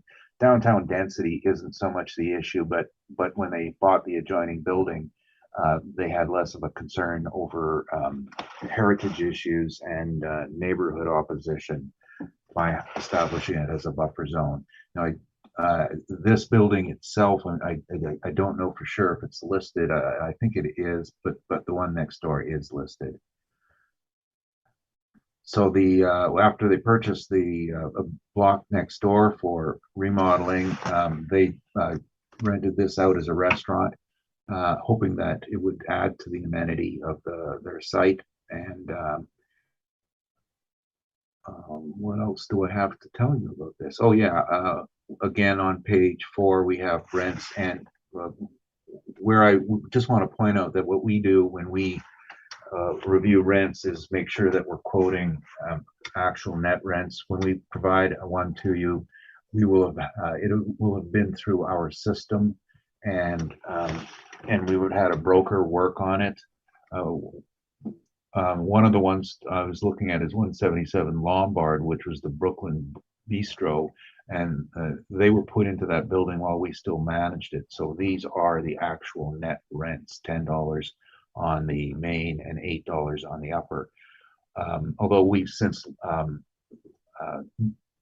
we no longer manage it, so I don't know if the assessor is reporting a new lease or some information written incorrectly from an old lease. Just was looking for a couple of the other downtown ones we had, and you can see generally the downtown ones, if they're like a Starbucks or something similar, they're going to be at $18, and if they're a restaurant like this, they're going to be right where the subject is, which would be $12 on the main floor, and that's a fair number. So it was exposed to the market. It was advertised for lease. It's an arm's length transaction, and we want to rely on the paid rent. You can see from the picture doesn't show it very, very clearly, but there is parking at the back, and that income, as I said, I have added back into it to come up with my number. That's my presentation. Thank you, Mr. Fontanella. Any questions? I have no questions. Ms. Anderson, do you have any questions? Just in regard to the lease agreement, then you mentioned, that we shouldn't rely on the sale, on the 2016 sale, given it was purchased in conjunction with the neighboring building. And you mentioned about the amenities that it might provide to that other building being a restaurant. So was that a term of the advertisement that they wanted it to be a restaurant? And Well, it went into the primary decision making when they had obtained both sites. One of the thoughts would be to look at the restaurant as a potential for redevelopment, adding some floors on it and attaching it to 279. And then when they looked at the cost, they said it'd probably be better to leave it as it is and try and find a use that was symbiotic. And this was I don't recall if it was advertised or who did it. I'm pretty sure Colliers put in the tenant in there, so it did meet the definition of market value. And it was one of the things I was mentioning is by having this building, it was the air rights issue for next door that they obtained out of it. The air rights on their own are worthless unless you build on it. But if you can use them for the property next door, that was their thinking at the time. And there's a thought of if you went to condominium, then you would then be able to put the air rights into a phasing program and play it out that way. So it was just, they paid more than they should have, but it wasn't a lot of money more, and it was to protect some plots down the road in case for future development. okay, thank you. That's all my questions, Mr. Chair. Mr. Marks, any questions? No, my questions have been answered. Thank you.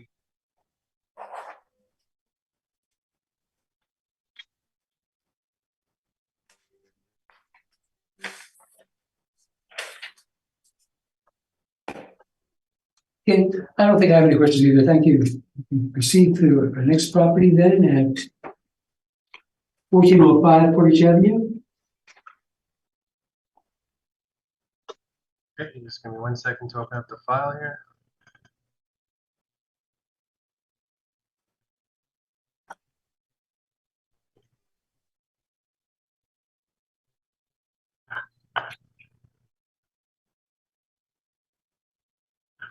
Okay, so the file that we have that we're speaking of, the file number is 22-3074. The roll number is 13001979000. The address is 1405 Portage Avenue. The 2023 assessed value went out at $2,478,000. For property description, this parcel is used as a CMRRE restaurant. We have an actual year built of 1957 and an effective year built of 1985. The plan area is 10,421 square feet. We have 7,475 square feet for a basement area. And the gross floor area and leasable area are both at 17,896 square feet. On page 2, I have included an image of from our pad eye view of the subject property. On page 3, we continue with an overhead view of our pictometry image of the subject property. On page 4, we have a south-facing view followed by an east-facing view of the subject property. And following that, we have the Google Street View images of the subject. We have received income and expense information for the subject, so there's no discrepancies there. We have no sales history on the subject, nor do we have any property leases on file. For rent comparables, I do have a list of comparables. Some were with near the subject as close as I could find, and then others were from the market region or also as well from similar use for the subjects. So I attempted as much as I could to find appropriate comparables for the subject property. And then on the income stream, we have 10,421 square feet at $17.02 per square foot. And then we have a basement at 7,475 square feet at $4.07 per square foot, for the total leasable area of 17,896 square feet, with a total potential rent of $207,788. And then we do have model parameters in place for the vacancy expense and shortfall, which brings us a net operating income of $180,871. And then we have a model applied cap rate of 7.3%, which brings us to our overall total assessed value of $2,478,000.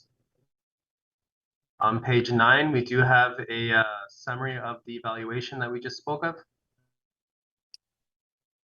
On page 10, we have our cap rate information that we've looked at already. On page 11, we have the Municipal Assessment Act excerpts that are included in our brief.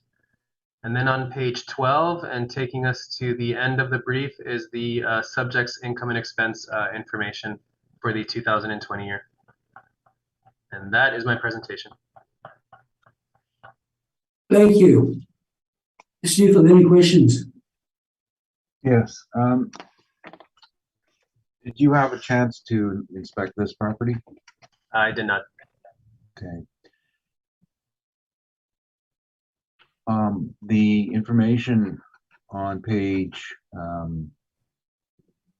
8, was this all generated by the model? It was.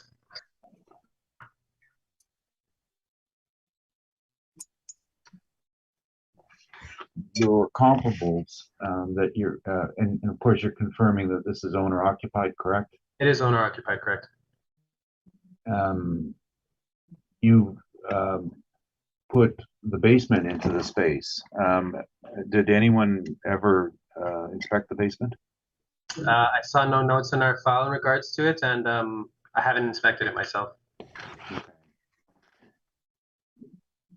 I was just looking at your comparables here, and sorry, page somewhere. Oh, here we go, 7. Just briefly looking at them, you mentioned something about you tried to find some close to the subject. Which would those be? Probably, I guess it would be 1327 Portage Avenue.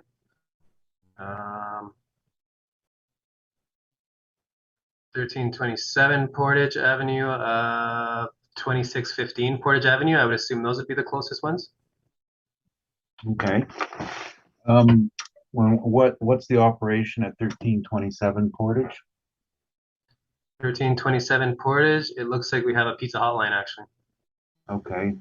So 1,200 square foot Pizza Hotline you're using to compare against Range Area Steakhouse of 10,000 feet. Is that correct?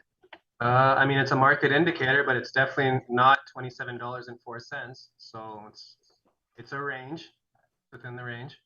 And was Pizza Hotline closed during COVID? I'm not aware of those details, Rocky. I don't know. I'm not aware of the Pizza Hotline's operations. Okay. Speculation at best for me to say anything in regards to that. That's fair. I noticed 3315 Portage. That's the Salisbury House, correct? Correct. Now, why didn't you include the basement space on this one? This is just what came up as one of our comparables, and so I used it in the brief. This is what we have on file. Well, you're not aware that that basement is fully in use as French fry storage? I'm not aware of that. Well, had you put the basement space in there, wouldn't that show a lower number? If it increases the total leased area, it would show a lower number, but Okay. I'm not aware of those details. Okay. And 2615 Portage, the other one you mentioned, what is that?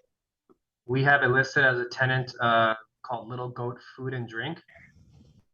I believe it's a restaurant. Okay. I'm looking at a picture, but taken June of 2021, and it's been closed. Does that factor into your reliability?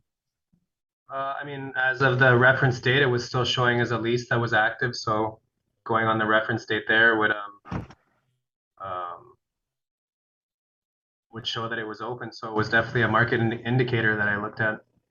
But I'm also looking at a picture from June of 2019, and the sign has been removed and it's closed. Do you think that it's possible that the lease was signed in 2017 and they vacated shortly thereafter? Could be possible. Okay. When you run into, sorry, how does your model handle environmental issues? In what sense? Yeah. Like in what sense do you mean environmental issues, like location, If, proximity to traffic, that sort of stuff, or? no, if there were hazardous materials in a property, does your model account for it? I wouldn't have the exact answer. I don't think it does, but I could be wrong on that. Again, I'm not too intimate with the details of the modeling system. Those are my questions. Thanks.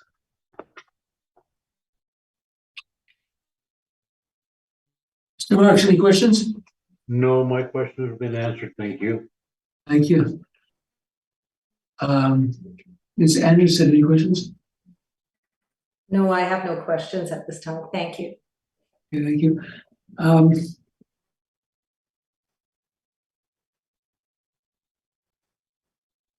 Ms. Pennell, I'm looking at your photos on page 5. And they show a very, excuse me, especially the top one shows a huge parking lot. There's a large land to building ratio on this property. If we look at our income stream, I don't believe there's any adjustments for additional land value. So it would just be the subject. I'm sort of surprised, you know.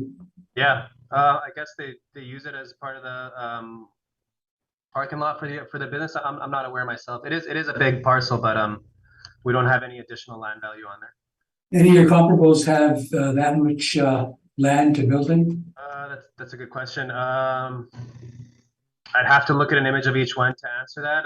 Just based on the information here, I wouldn't be aware of when what their sizes would be from building to land ratios. Okay.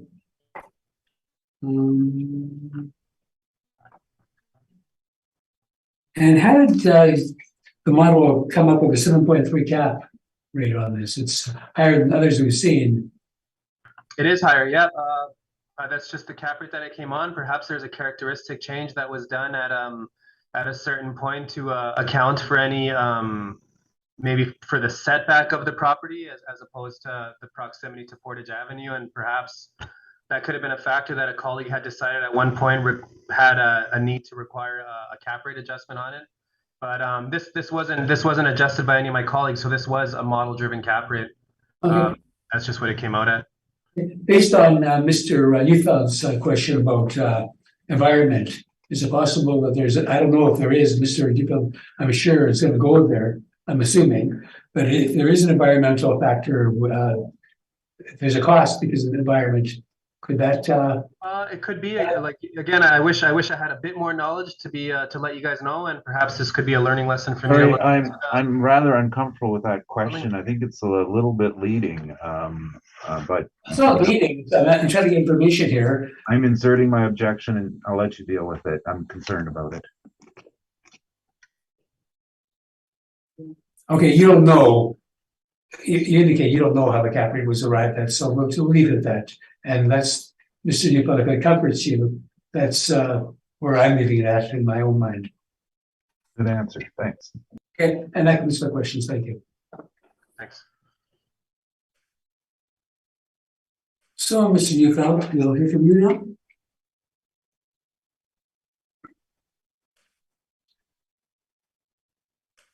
Sorry, I think the issue here was what's touched on in the questioning, and I want to complete the thought. The building is obsolete, and yes, the primary value is in the land. It's being done on the income approach as if it's an operating restaurant, so that's the way we approached it. The area of the basement is no longer rentable. It was designed and built in 1957. Since that time, numerous changes in building code as for food handling facilities have come into effect, which may render it obsolete. And on page 6, here are some pictures in the basement. And you can see that these indicate that the walls in the basement are exposed concrete everywhere. Modern building code for restaurants requires impermeable surfaces anywhere food is made. So we do not deem it to be rentable. There is a room down there for the people who work. Of course, they could easily change in the restrooms, so it's not like it's a needed area. It just happens to be there. And as I said, designed and built in a different time. The environmental issue I spoke of is on page 7. This product was made in the late 50s, and it's an asbestos threaded concrete tile. So for the construction, it adds the structural dimension to the concrete tile, which normally, being so thin, would probably shatter. So with the asbestos lining in it, it strengthens it. You can use less concrete, and of course, it's also fireproof. Now, as asbestos, it's troublesome. However, the existence of it encased in concrete is not an environmental issue, because it's not friable, it's not exposed, there's no electrical running through it, so it's safe in its state. Where it comes into effect as a problem is if you look at the highest and best use, which is likely development for another use, requires demolition, and so the cost of demolition doubles because it's got to be double bagged and sent to a separate disposal site. The rent that we looked at is on the main floor only at $16, and just referring back to our page 4, the various rents that we had looked at. You've heard obviously today that Tony Roma's rent is much higher than that at $26.41, and it's across the creek. It's a better facility, which actually does have access to a similar land ratio because of its location. It was deemed to be better. The other Tony Roma's, as I mentioned, on Pembina Highway is $15.38 a square foot. Other ones I wanted to look at were Triple B's on Scurfield at $14.51. It's similar sized. It's a better, more modern construction, and it's in a better neighborhood. And then there's a series of other ones. Just want to see if there's anything that was standing out here. As a restaurant, there are very, very few comparables to Range Aries. It's of course an institution. One of the great things about this job I get is all these restaurants, I get to go out to them and inspect them and then afterwards enjoy myself. So sometimes this job can be a lot of fun. Probably a lot of us have been in Range Aries. The vacancy was done the same way as before. We looked at restaurant and then St. James. So this is purely hypothetical because if this place went vacant, it would stay vacant. It's either going to be 0% or 100% because of the nature of the real estate it is. Same concept with non-recoverables and structural reserve. Restaurants are expensive buildings to maintain, and the non-recoverables, of course, are going to be higher than any others. The shortfall was calculated by looking at the tax load it carries, and as a case, but you know, the math side of this is if we accepted the concept that it was 17,000 square feet, the shortfall will be much less because there's more area to take the actual expenses and divide them out of. We're staying with our formula. The shortfall is calculated on the main floor, which is the only rentable area. As to the cap rate, this is going to be the highest of any, even though the building is obsolete, it will not go back and be rented as something else. It will be redeveloped. So that should indicate a very, very high cap rate. However, that alternate use is not bad. And so it doesn't have to be a completely pessimistic calculation. But I believe that 8% puts it exactly where it should be. And therefore, that's our number, 1,763,000. Verbally, if the board wants, I can tell you what land ranges for in the reference year for redevelopment, but I did not provide that in my report. Thank you. Mr. Manella? I have no questions. Ms. Anderson, do you have any questions? No, I have no questions. Thank you. Mr. Marks, do you have any questions? Yes, I do have one. With the asbestos, is that encapsulated right now? Yeah, it's deemed that because it's in the cement and not exposed, it's encapsulated. So there's no pipes or anything like that that are? No, no pipes, no panels. The only presence was the ceiling tiles. Okay, so it would be in the flooring then? No, I don't believe it's in the flooring. The flooring is a poured concrete deck with in the typical fashion formed with normal floor coverings, either tile or carpet. Okay, thank you very much. No further questions. Thank you. So, Mr. Neufeld, I'm looking at photos, basically on page 6 and 7. Yes. Those both depict the basement, do they? 6 is the basement, 7 is the upper level. Oh, okay. Which, the upper level, what is it showing the upper level, like that photo itself? Well, the bottom picture is the original color of the tile, and that's apparent in Steve's office.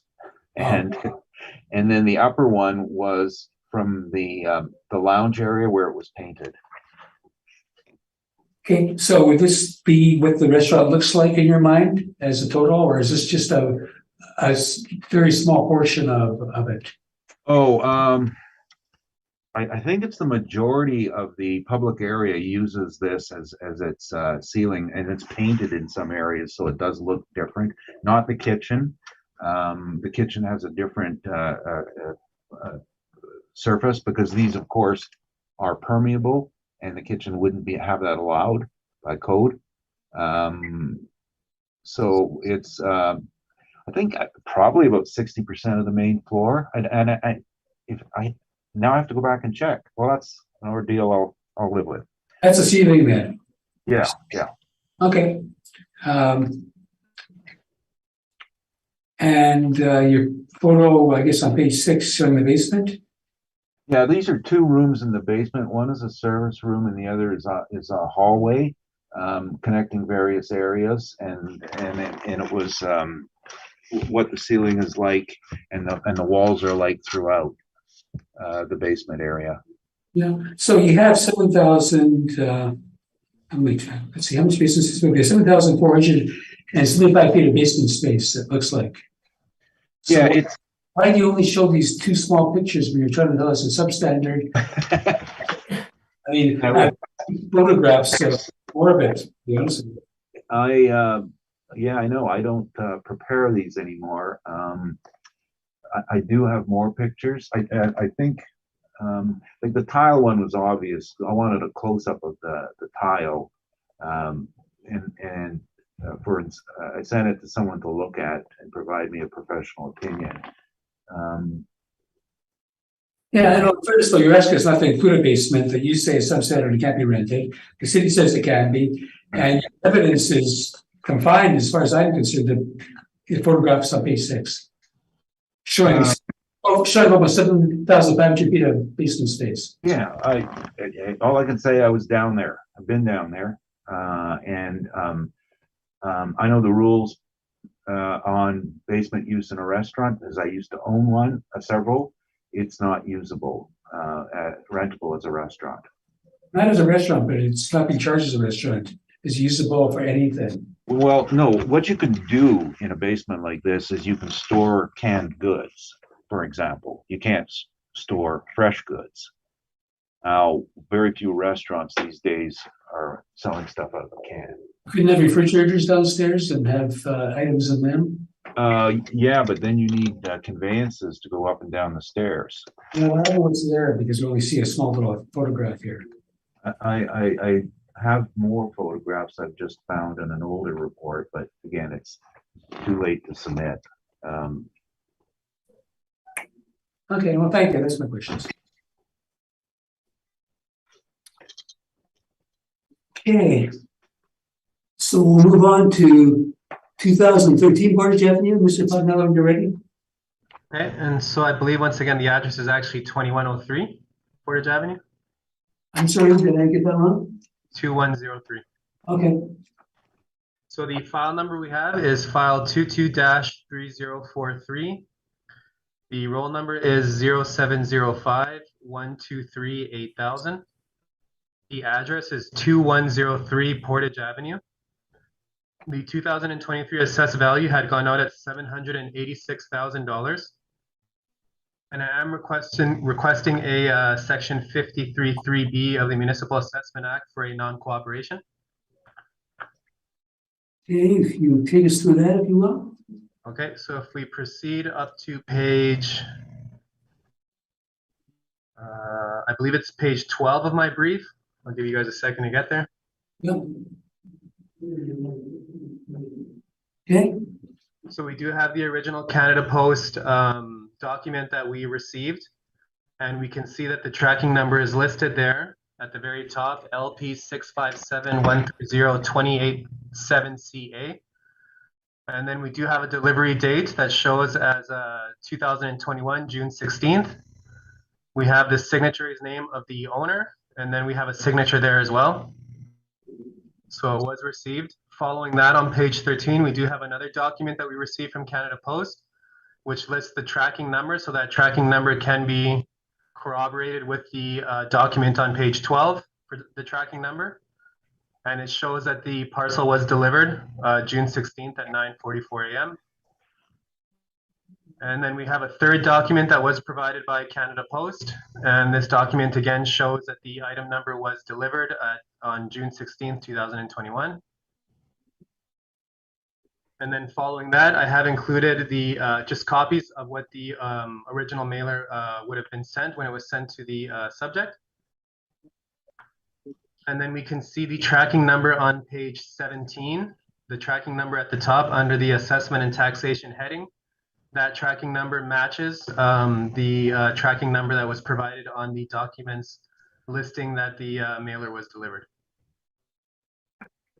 And then from there, we just have included the rest of the copies of the document that would have been sent to the subject. That's Okay. my evidence.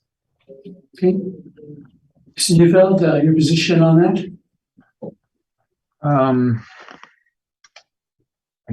I want to ask the assessor a strange question, but I think Well, it's. you can ask questions if you don't, if if you were agreeable, you wouldn't have to ask questions. If you aren't, go ahead and ask. Okay, yeah, I'm just wondering, is this a property where you also have a recommendation? Ironically, it is. Pardon me? It is. I do have a recommendation on this file, but Is it the same thing, 6.5% of 6.5? I'd have to go into the nuts and bolts of it if you want. I can just give you a quick.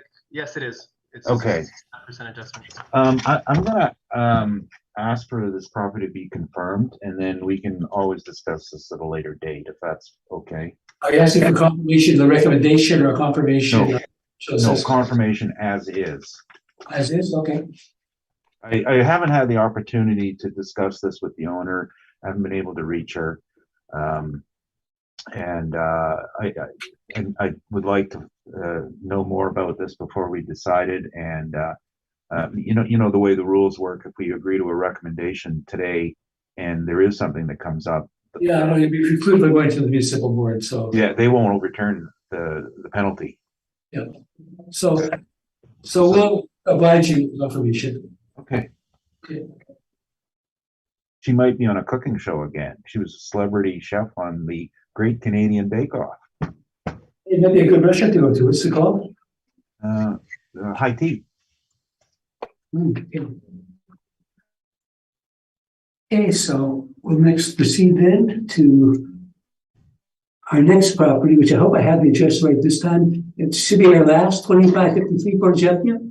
Yeah, Perfect. 2553. That's correct. Thank you. Are you ready, Mr. Patanella? Yeah. So you just give me 1 second to open up my files here.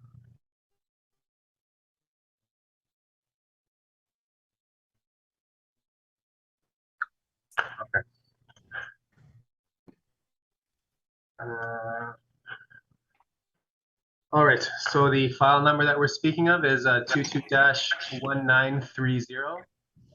The roll number is 0707-504-1100. The address is 2553 Portage Avenue. The 2023 assessed value had gone out at $3,994,000. And I believe I do have a recommendation to make on this file as well. Okay, So if we go to page 8 of my brief, we do have one premise on this income stream, 8,275 square feet at $33.61 a square foot. This is all model driven. We have model parameters in place, which brings us to a total potential rent of $278,123 and a net operating income of $249,621. And we have applied a 6.25% cap rate on it to bring us a value of $3,994,000. And as you might suspect, the adjustment was to the cap rate. So the original rental rate was kept the same, 8,275 square feet at $33.61 a square foot. All the model parameters stayed the same to bring us to the same net operating income of $249,621. And then we have a 6.5% cap rate on that to bring us to a revised value of $3,840,000. 3,840.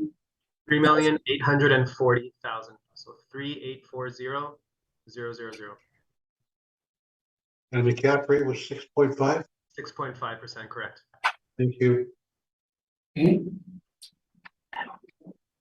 And Mr. Dufeld, is that acceptable to you? No, I was, no, sorry. I did speak to the owner last night, but I didn't know this was coming through.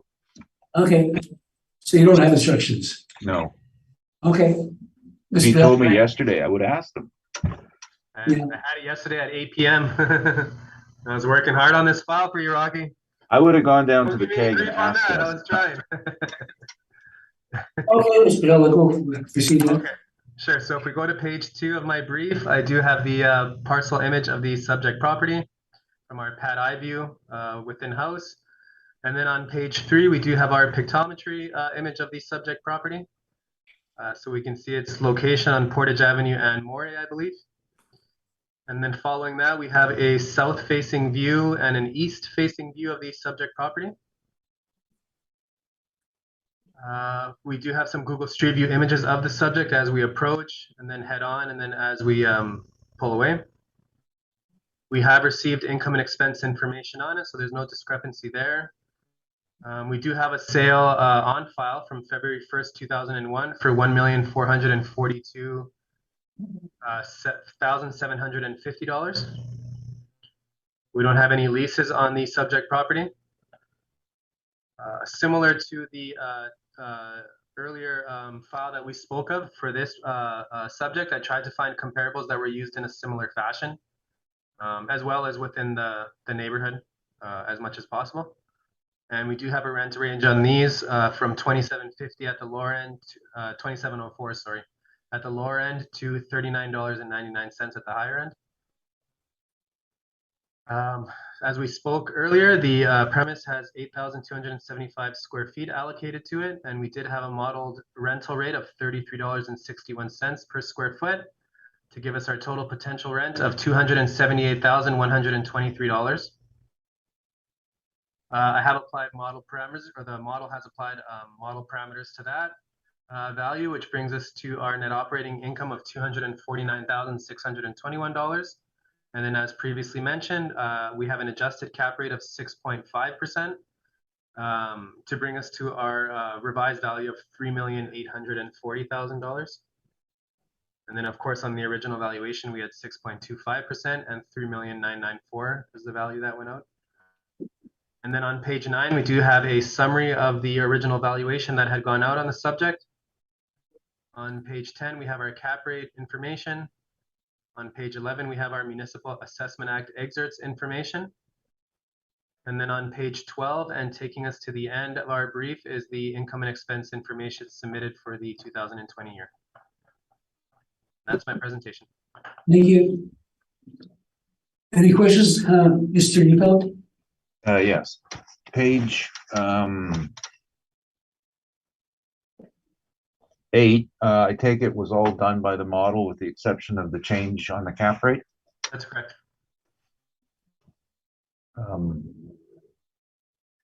The comparables listed on page 7,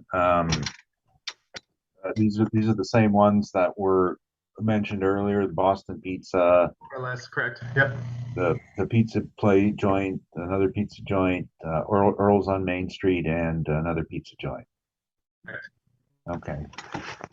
So I guess the same question on the size. Do you think that there's some sort of economy of scale in comparison to your rents? I mean, there could be, but if we look at some of my comparables, like 1475 Henderson, 191 Main Street, those are bigger sized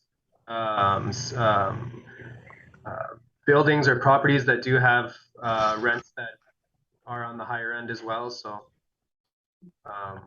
it would appear that the modeled rental rate isn't far off of what these types of properties receive for performance, but yeah, it would. To me, it seemed like the modeled rental rate wasn't far off or anything. Well, you brought up those two properties, 1475 Henderson. What year was that built? 2012. And the lease started in 2012? Well, the effective year is sorry, Rocky. The effective year is 2012. I'm not actually sure of when it was built, but we have an effective year of 2012 on it. Well, civic approval was for the plan was in 2012, so I'm going to assume it is. Okay. In that case, aren't you using a build-to-suit rent, a cost recovery rent? I'm not sure about that characterization of it. I do know that our effective year was 2002, so I was attempting to look for comparables that were in the similar range, and 10 years from 2002 to 2012 didn't seem too far off. So that's as far as I was looking at it. Those details that you're asking, I didn't take those into account. So, do you know what a cost recovery rent is? I have an idea, but if you wanted to explain it to me so I'd be clear. I'm not allowed to testify right now. We'll allow you to do so soon, though. Yeah. Sir, Integral to your questioning. Integral to your questioning, you can ask me. You can enlighten me first and then ask me, Rocky. Go ahead. 191 Main, year built, 94, lease 94. Do you think this might be a cost recovery lease? Again, you're throwing a term at me that I don't use very often here, so I don't really know if I can agree to that. I'm looking at it strictly from the lease that we have in place and the information we have in front of us. Well, in those, so you said you have a lease?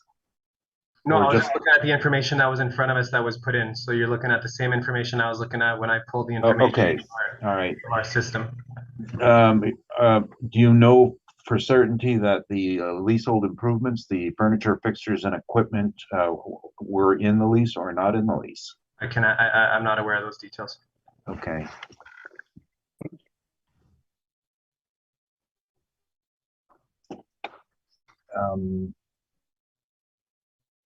I think we've gone over all the other ground now, haven't we? There's nothing fresh on this. Oh yeah, I did have a question. Your shortfall is $8, correct? I believe so. Yeah, that was a model driven value. On page 12, the owner reports property taxes of $82,000, which is almost $10 a foot. Does that make you think that maybe your shortfall is kind of skimpy?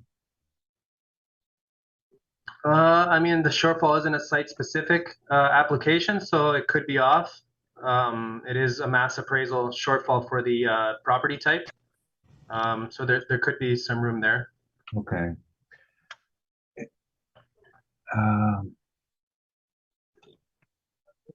Okay, those are my questions. Thanks. Ms. Anderson, do you have any questions? My only question relates to the leasable area. You had indicated 8,275 square feet, and then in their return, it doesn't match. They have less square feet. I'm just wondering if that's being looked at. I mean, there could be some minor differences in how leasable areas are measured. So they're not always going to be exactly, unless we do, I go in and do another more recent measurement. It is a little different. It's slightly different at 79.89. That could be because they are taking into account or not taking into account certain areas that perhaps we have on file. But for Okay. that to take place, we would need a more thorough review, just to ensure, we would have to at least get the most up-to-date site plans, or perhaps even go and measure it ourselves to adjust that value. Okay, and my other question was in regards to the sale. So in 2001, that sale was before a building had been developed? I believe so. To me, that would indicate perhaps a land sale, but I would have to look into the details of that. This was just generated when we generate the brief. It was associated with the file, so. Okay. But I believe that would be a land sale, correct? Okay, thank you. Those are my only questions, Mr. Chair. Thank you. Mr. Marks, do you have any questions? Not at this time, thank you.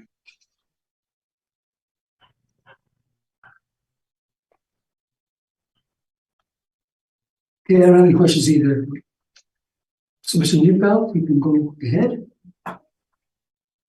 Yes, I could ask this as a question, but maybe I'll make it a statement and said, I think the discrepancy on the space is due to the entranceway. And I'm just trying to recall how it was built, whether or not it's heated, and I don't have the answer to that question, but I think that's where our area differs. And I wish I could give you an idea of what it was or wasn't. I don't know. Okay. But we are using it 79.89.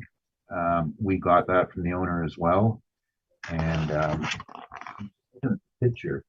So there's a covered area right in front, but it's open. I'll stick with our number for dimension. We put a rent on it that was essentially the Tony Roma's rent, which was the closest full-size restaurant, full-service restaurant of a similar size, and at the top of the scale of the true rents. The problem with true rents in restaurants is it's very, very common on a new build to amortize your leasehold improvements and your furniture, fixture, and equipment in the rent. For the developer, it's a good move because he gets a return that's greater than he would from a traditional investment. He gets a real estate return. And for the tenant, it's great because he doesn't have to come up with millions of dollars in cash to outfit his restaurant.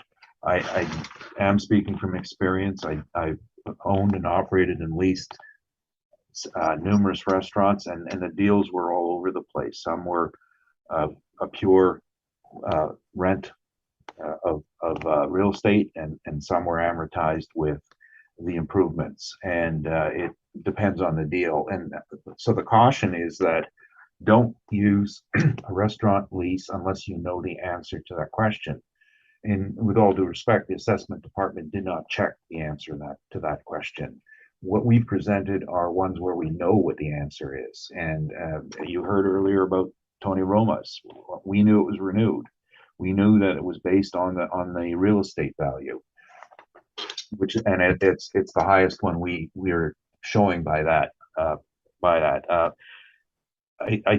do an awful lot of arbitration work in the restaurant world, and it's just amazing how often people put reliance on these leases without looking at what's included. You saw today 842 Corridon. If one had actually read the lease, you would see equipment's included. And that's the danger here. So I'm just saying this because our rents are clean, and they represent real estate, not anything fanciful, equipment or chairs. And yet, the chairs, spoons, knives sometimes get put in the restaurant leases too. So vacancy, we are lower than the assessor. We're using a market rate from Johnson, and as I mentioned before, you go with real numbers, you're bound. Sometimes they're lower when the assessor says, and it's, you cannot pick and choose your method. Stick with the market. The non-recoverables are extremely well supported by the actual history of non-recoverables. You can see that the owner has reported $600,000 of expenses. Of course, $300,000 of management is a little on the high side, but you can see in their expenses that there's at least $100,000 of non-recoverable costs that will be identified as such in a triple net. And we're using a stabilized number based on 5%, which is roughly $10,000 a year, and that's how it's supposed to be done. The shortfall, I did mention, actual taxes are $10 a foot. You can't have an $8 rate. You know, the concept of saying, well, it's mass appraisal. Well, why are we here today? If it were mass appraisal, then everybody gets the same rent, everybody gets the same shortfall, everybody gets the same cap.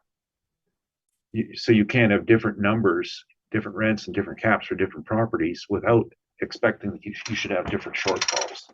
And the taxes are at a higher rate. That's we accept that fact, and we should also be given the shortfall on that basis.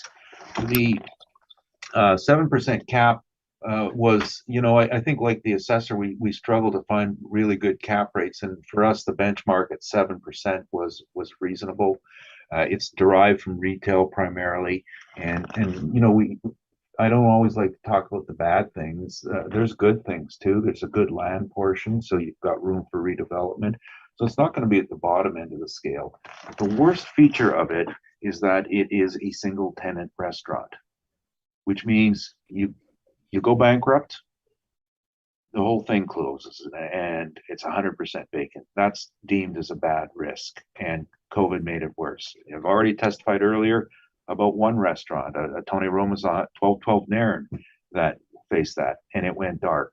And that's the risk here. So no sane investor is going to be going out and expecting, going to settle for a return that is low on a risky endeavor. That, other than everything else I've said today, is my presentation. Thank you. Any questions, Mr. Pagnella? No, I have no questions.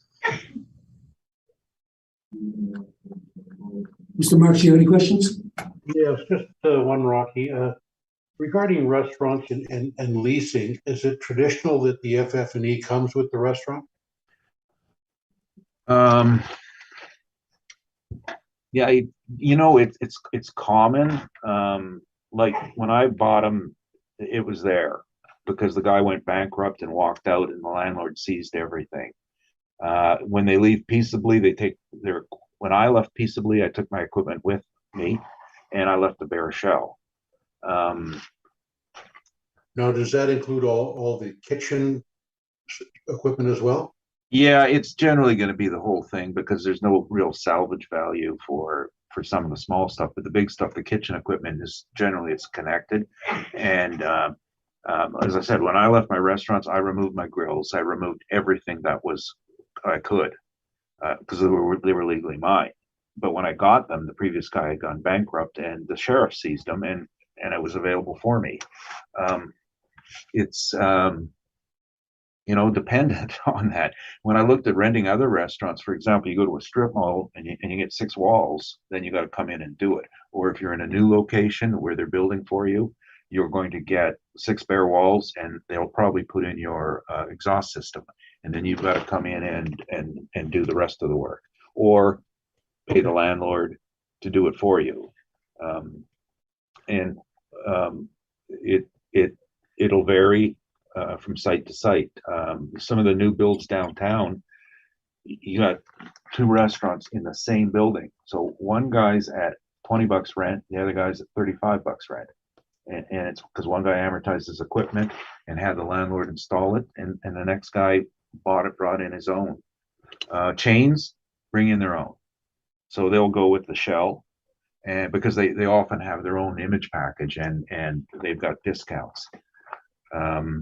So Tim's will take the shell, and then they bring in their trailers of stuff of their own stuff and install it. Okay. Whereas some, I know that the other one I was thinking about at the corner of McGilvery and Kenniston Common, two very, very similar restaurants. One was at 18, one was at 35. Same thing. One took the shell, one had the landlord do it. So all I was saying is know it. Just know what your lease says. Okay, thank you very much, Rocky. No further questions. Thank you. Ms. Anderson, did I ask you if you had any questions already? I can't remember. No, I have no questions. Thank you. Thank you. Mr. Neufeld, so actually it's a question, I guess, that overall from what Mr. Mark was asking. So I take it then the first guy who goes in, does all the improvements and everything, and goes bankrupt, and the sheriff seizes everything for rent on a landlord's distress. And then the landlord has a furnished restaurant to rent out. He's in big also, but he sees that it basically pays for his previous rent and everything. So he makes a deal with the new owners like you and in some instances he said in the past. Who then is responsible to repair that equipment? The landlord?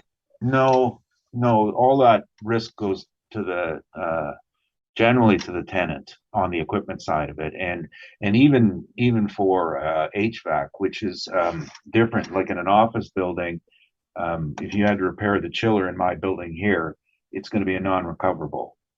But if you had to repair a makeup air in a restaurant, it's entirely the tenant's problem. Okay, so, yeah, but let's just answer the question. So basically, then, if there's pizza ovens, for example, that conk out, the landlord would have to buy a new pizza oven for them. No, there's no responsibility generally. I mean, that would be a very strange lease to do. Probably, I've never seen one like that. No. So basically, though, the second guy coming in just gets the advantage of everything the first guy did, who had some bad luck there. Yeah, if you can make it work. And the telling sign is when you go into a restaurant that turned over, look at the dishes and see if they're the same as the last time. Sure. I mean, I can see that there's a lot of advantages to leave the second guy in. Yeah, of course. And I mean, to our discussion today, I think the only really pertinent point is ensure that if you're relying on a lease, that it is just for the real estate, not for anything else. And because there's a massive discount too.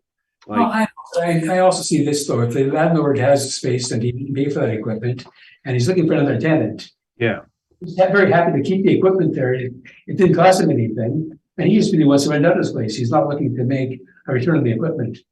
Well, yeah, he's trying to get a return on it that will equal the salvage value. Okay. So if you sold used restaurant equipment, you're going to get, maybe if you're lucky, 25 cents on the dollar. But most of these packages are about $1.5 million. So if he can get the same money from the tenant as he would from taking it out, then he's going to get it. But the second owner deal wasn't the one to worry about. It's the first owner deal. And the ones I pointed out, built in 12, lease in 12, built in 94, lease in 94. Those are the ones that you have to look to see if you had the original package, or there was an allocation for it. Sometimes there's just cash on it for your equipment that they just let you go buy it and give you $200,000. Okay. Well, thank you for the enlightenment, because I can see that all restaurant leases aren't equal, depending on what goes into it. Yeah, that's very fair to say. Okay, that's my questions. So we've completed all matters on the docket today. We will render our decisions as soon as we can. And thank you both participants for all your work and which we have before us. So thank you. And I had to work very hard at inspecting all of these sites. Well, Thank you. And I think you enjoy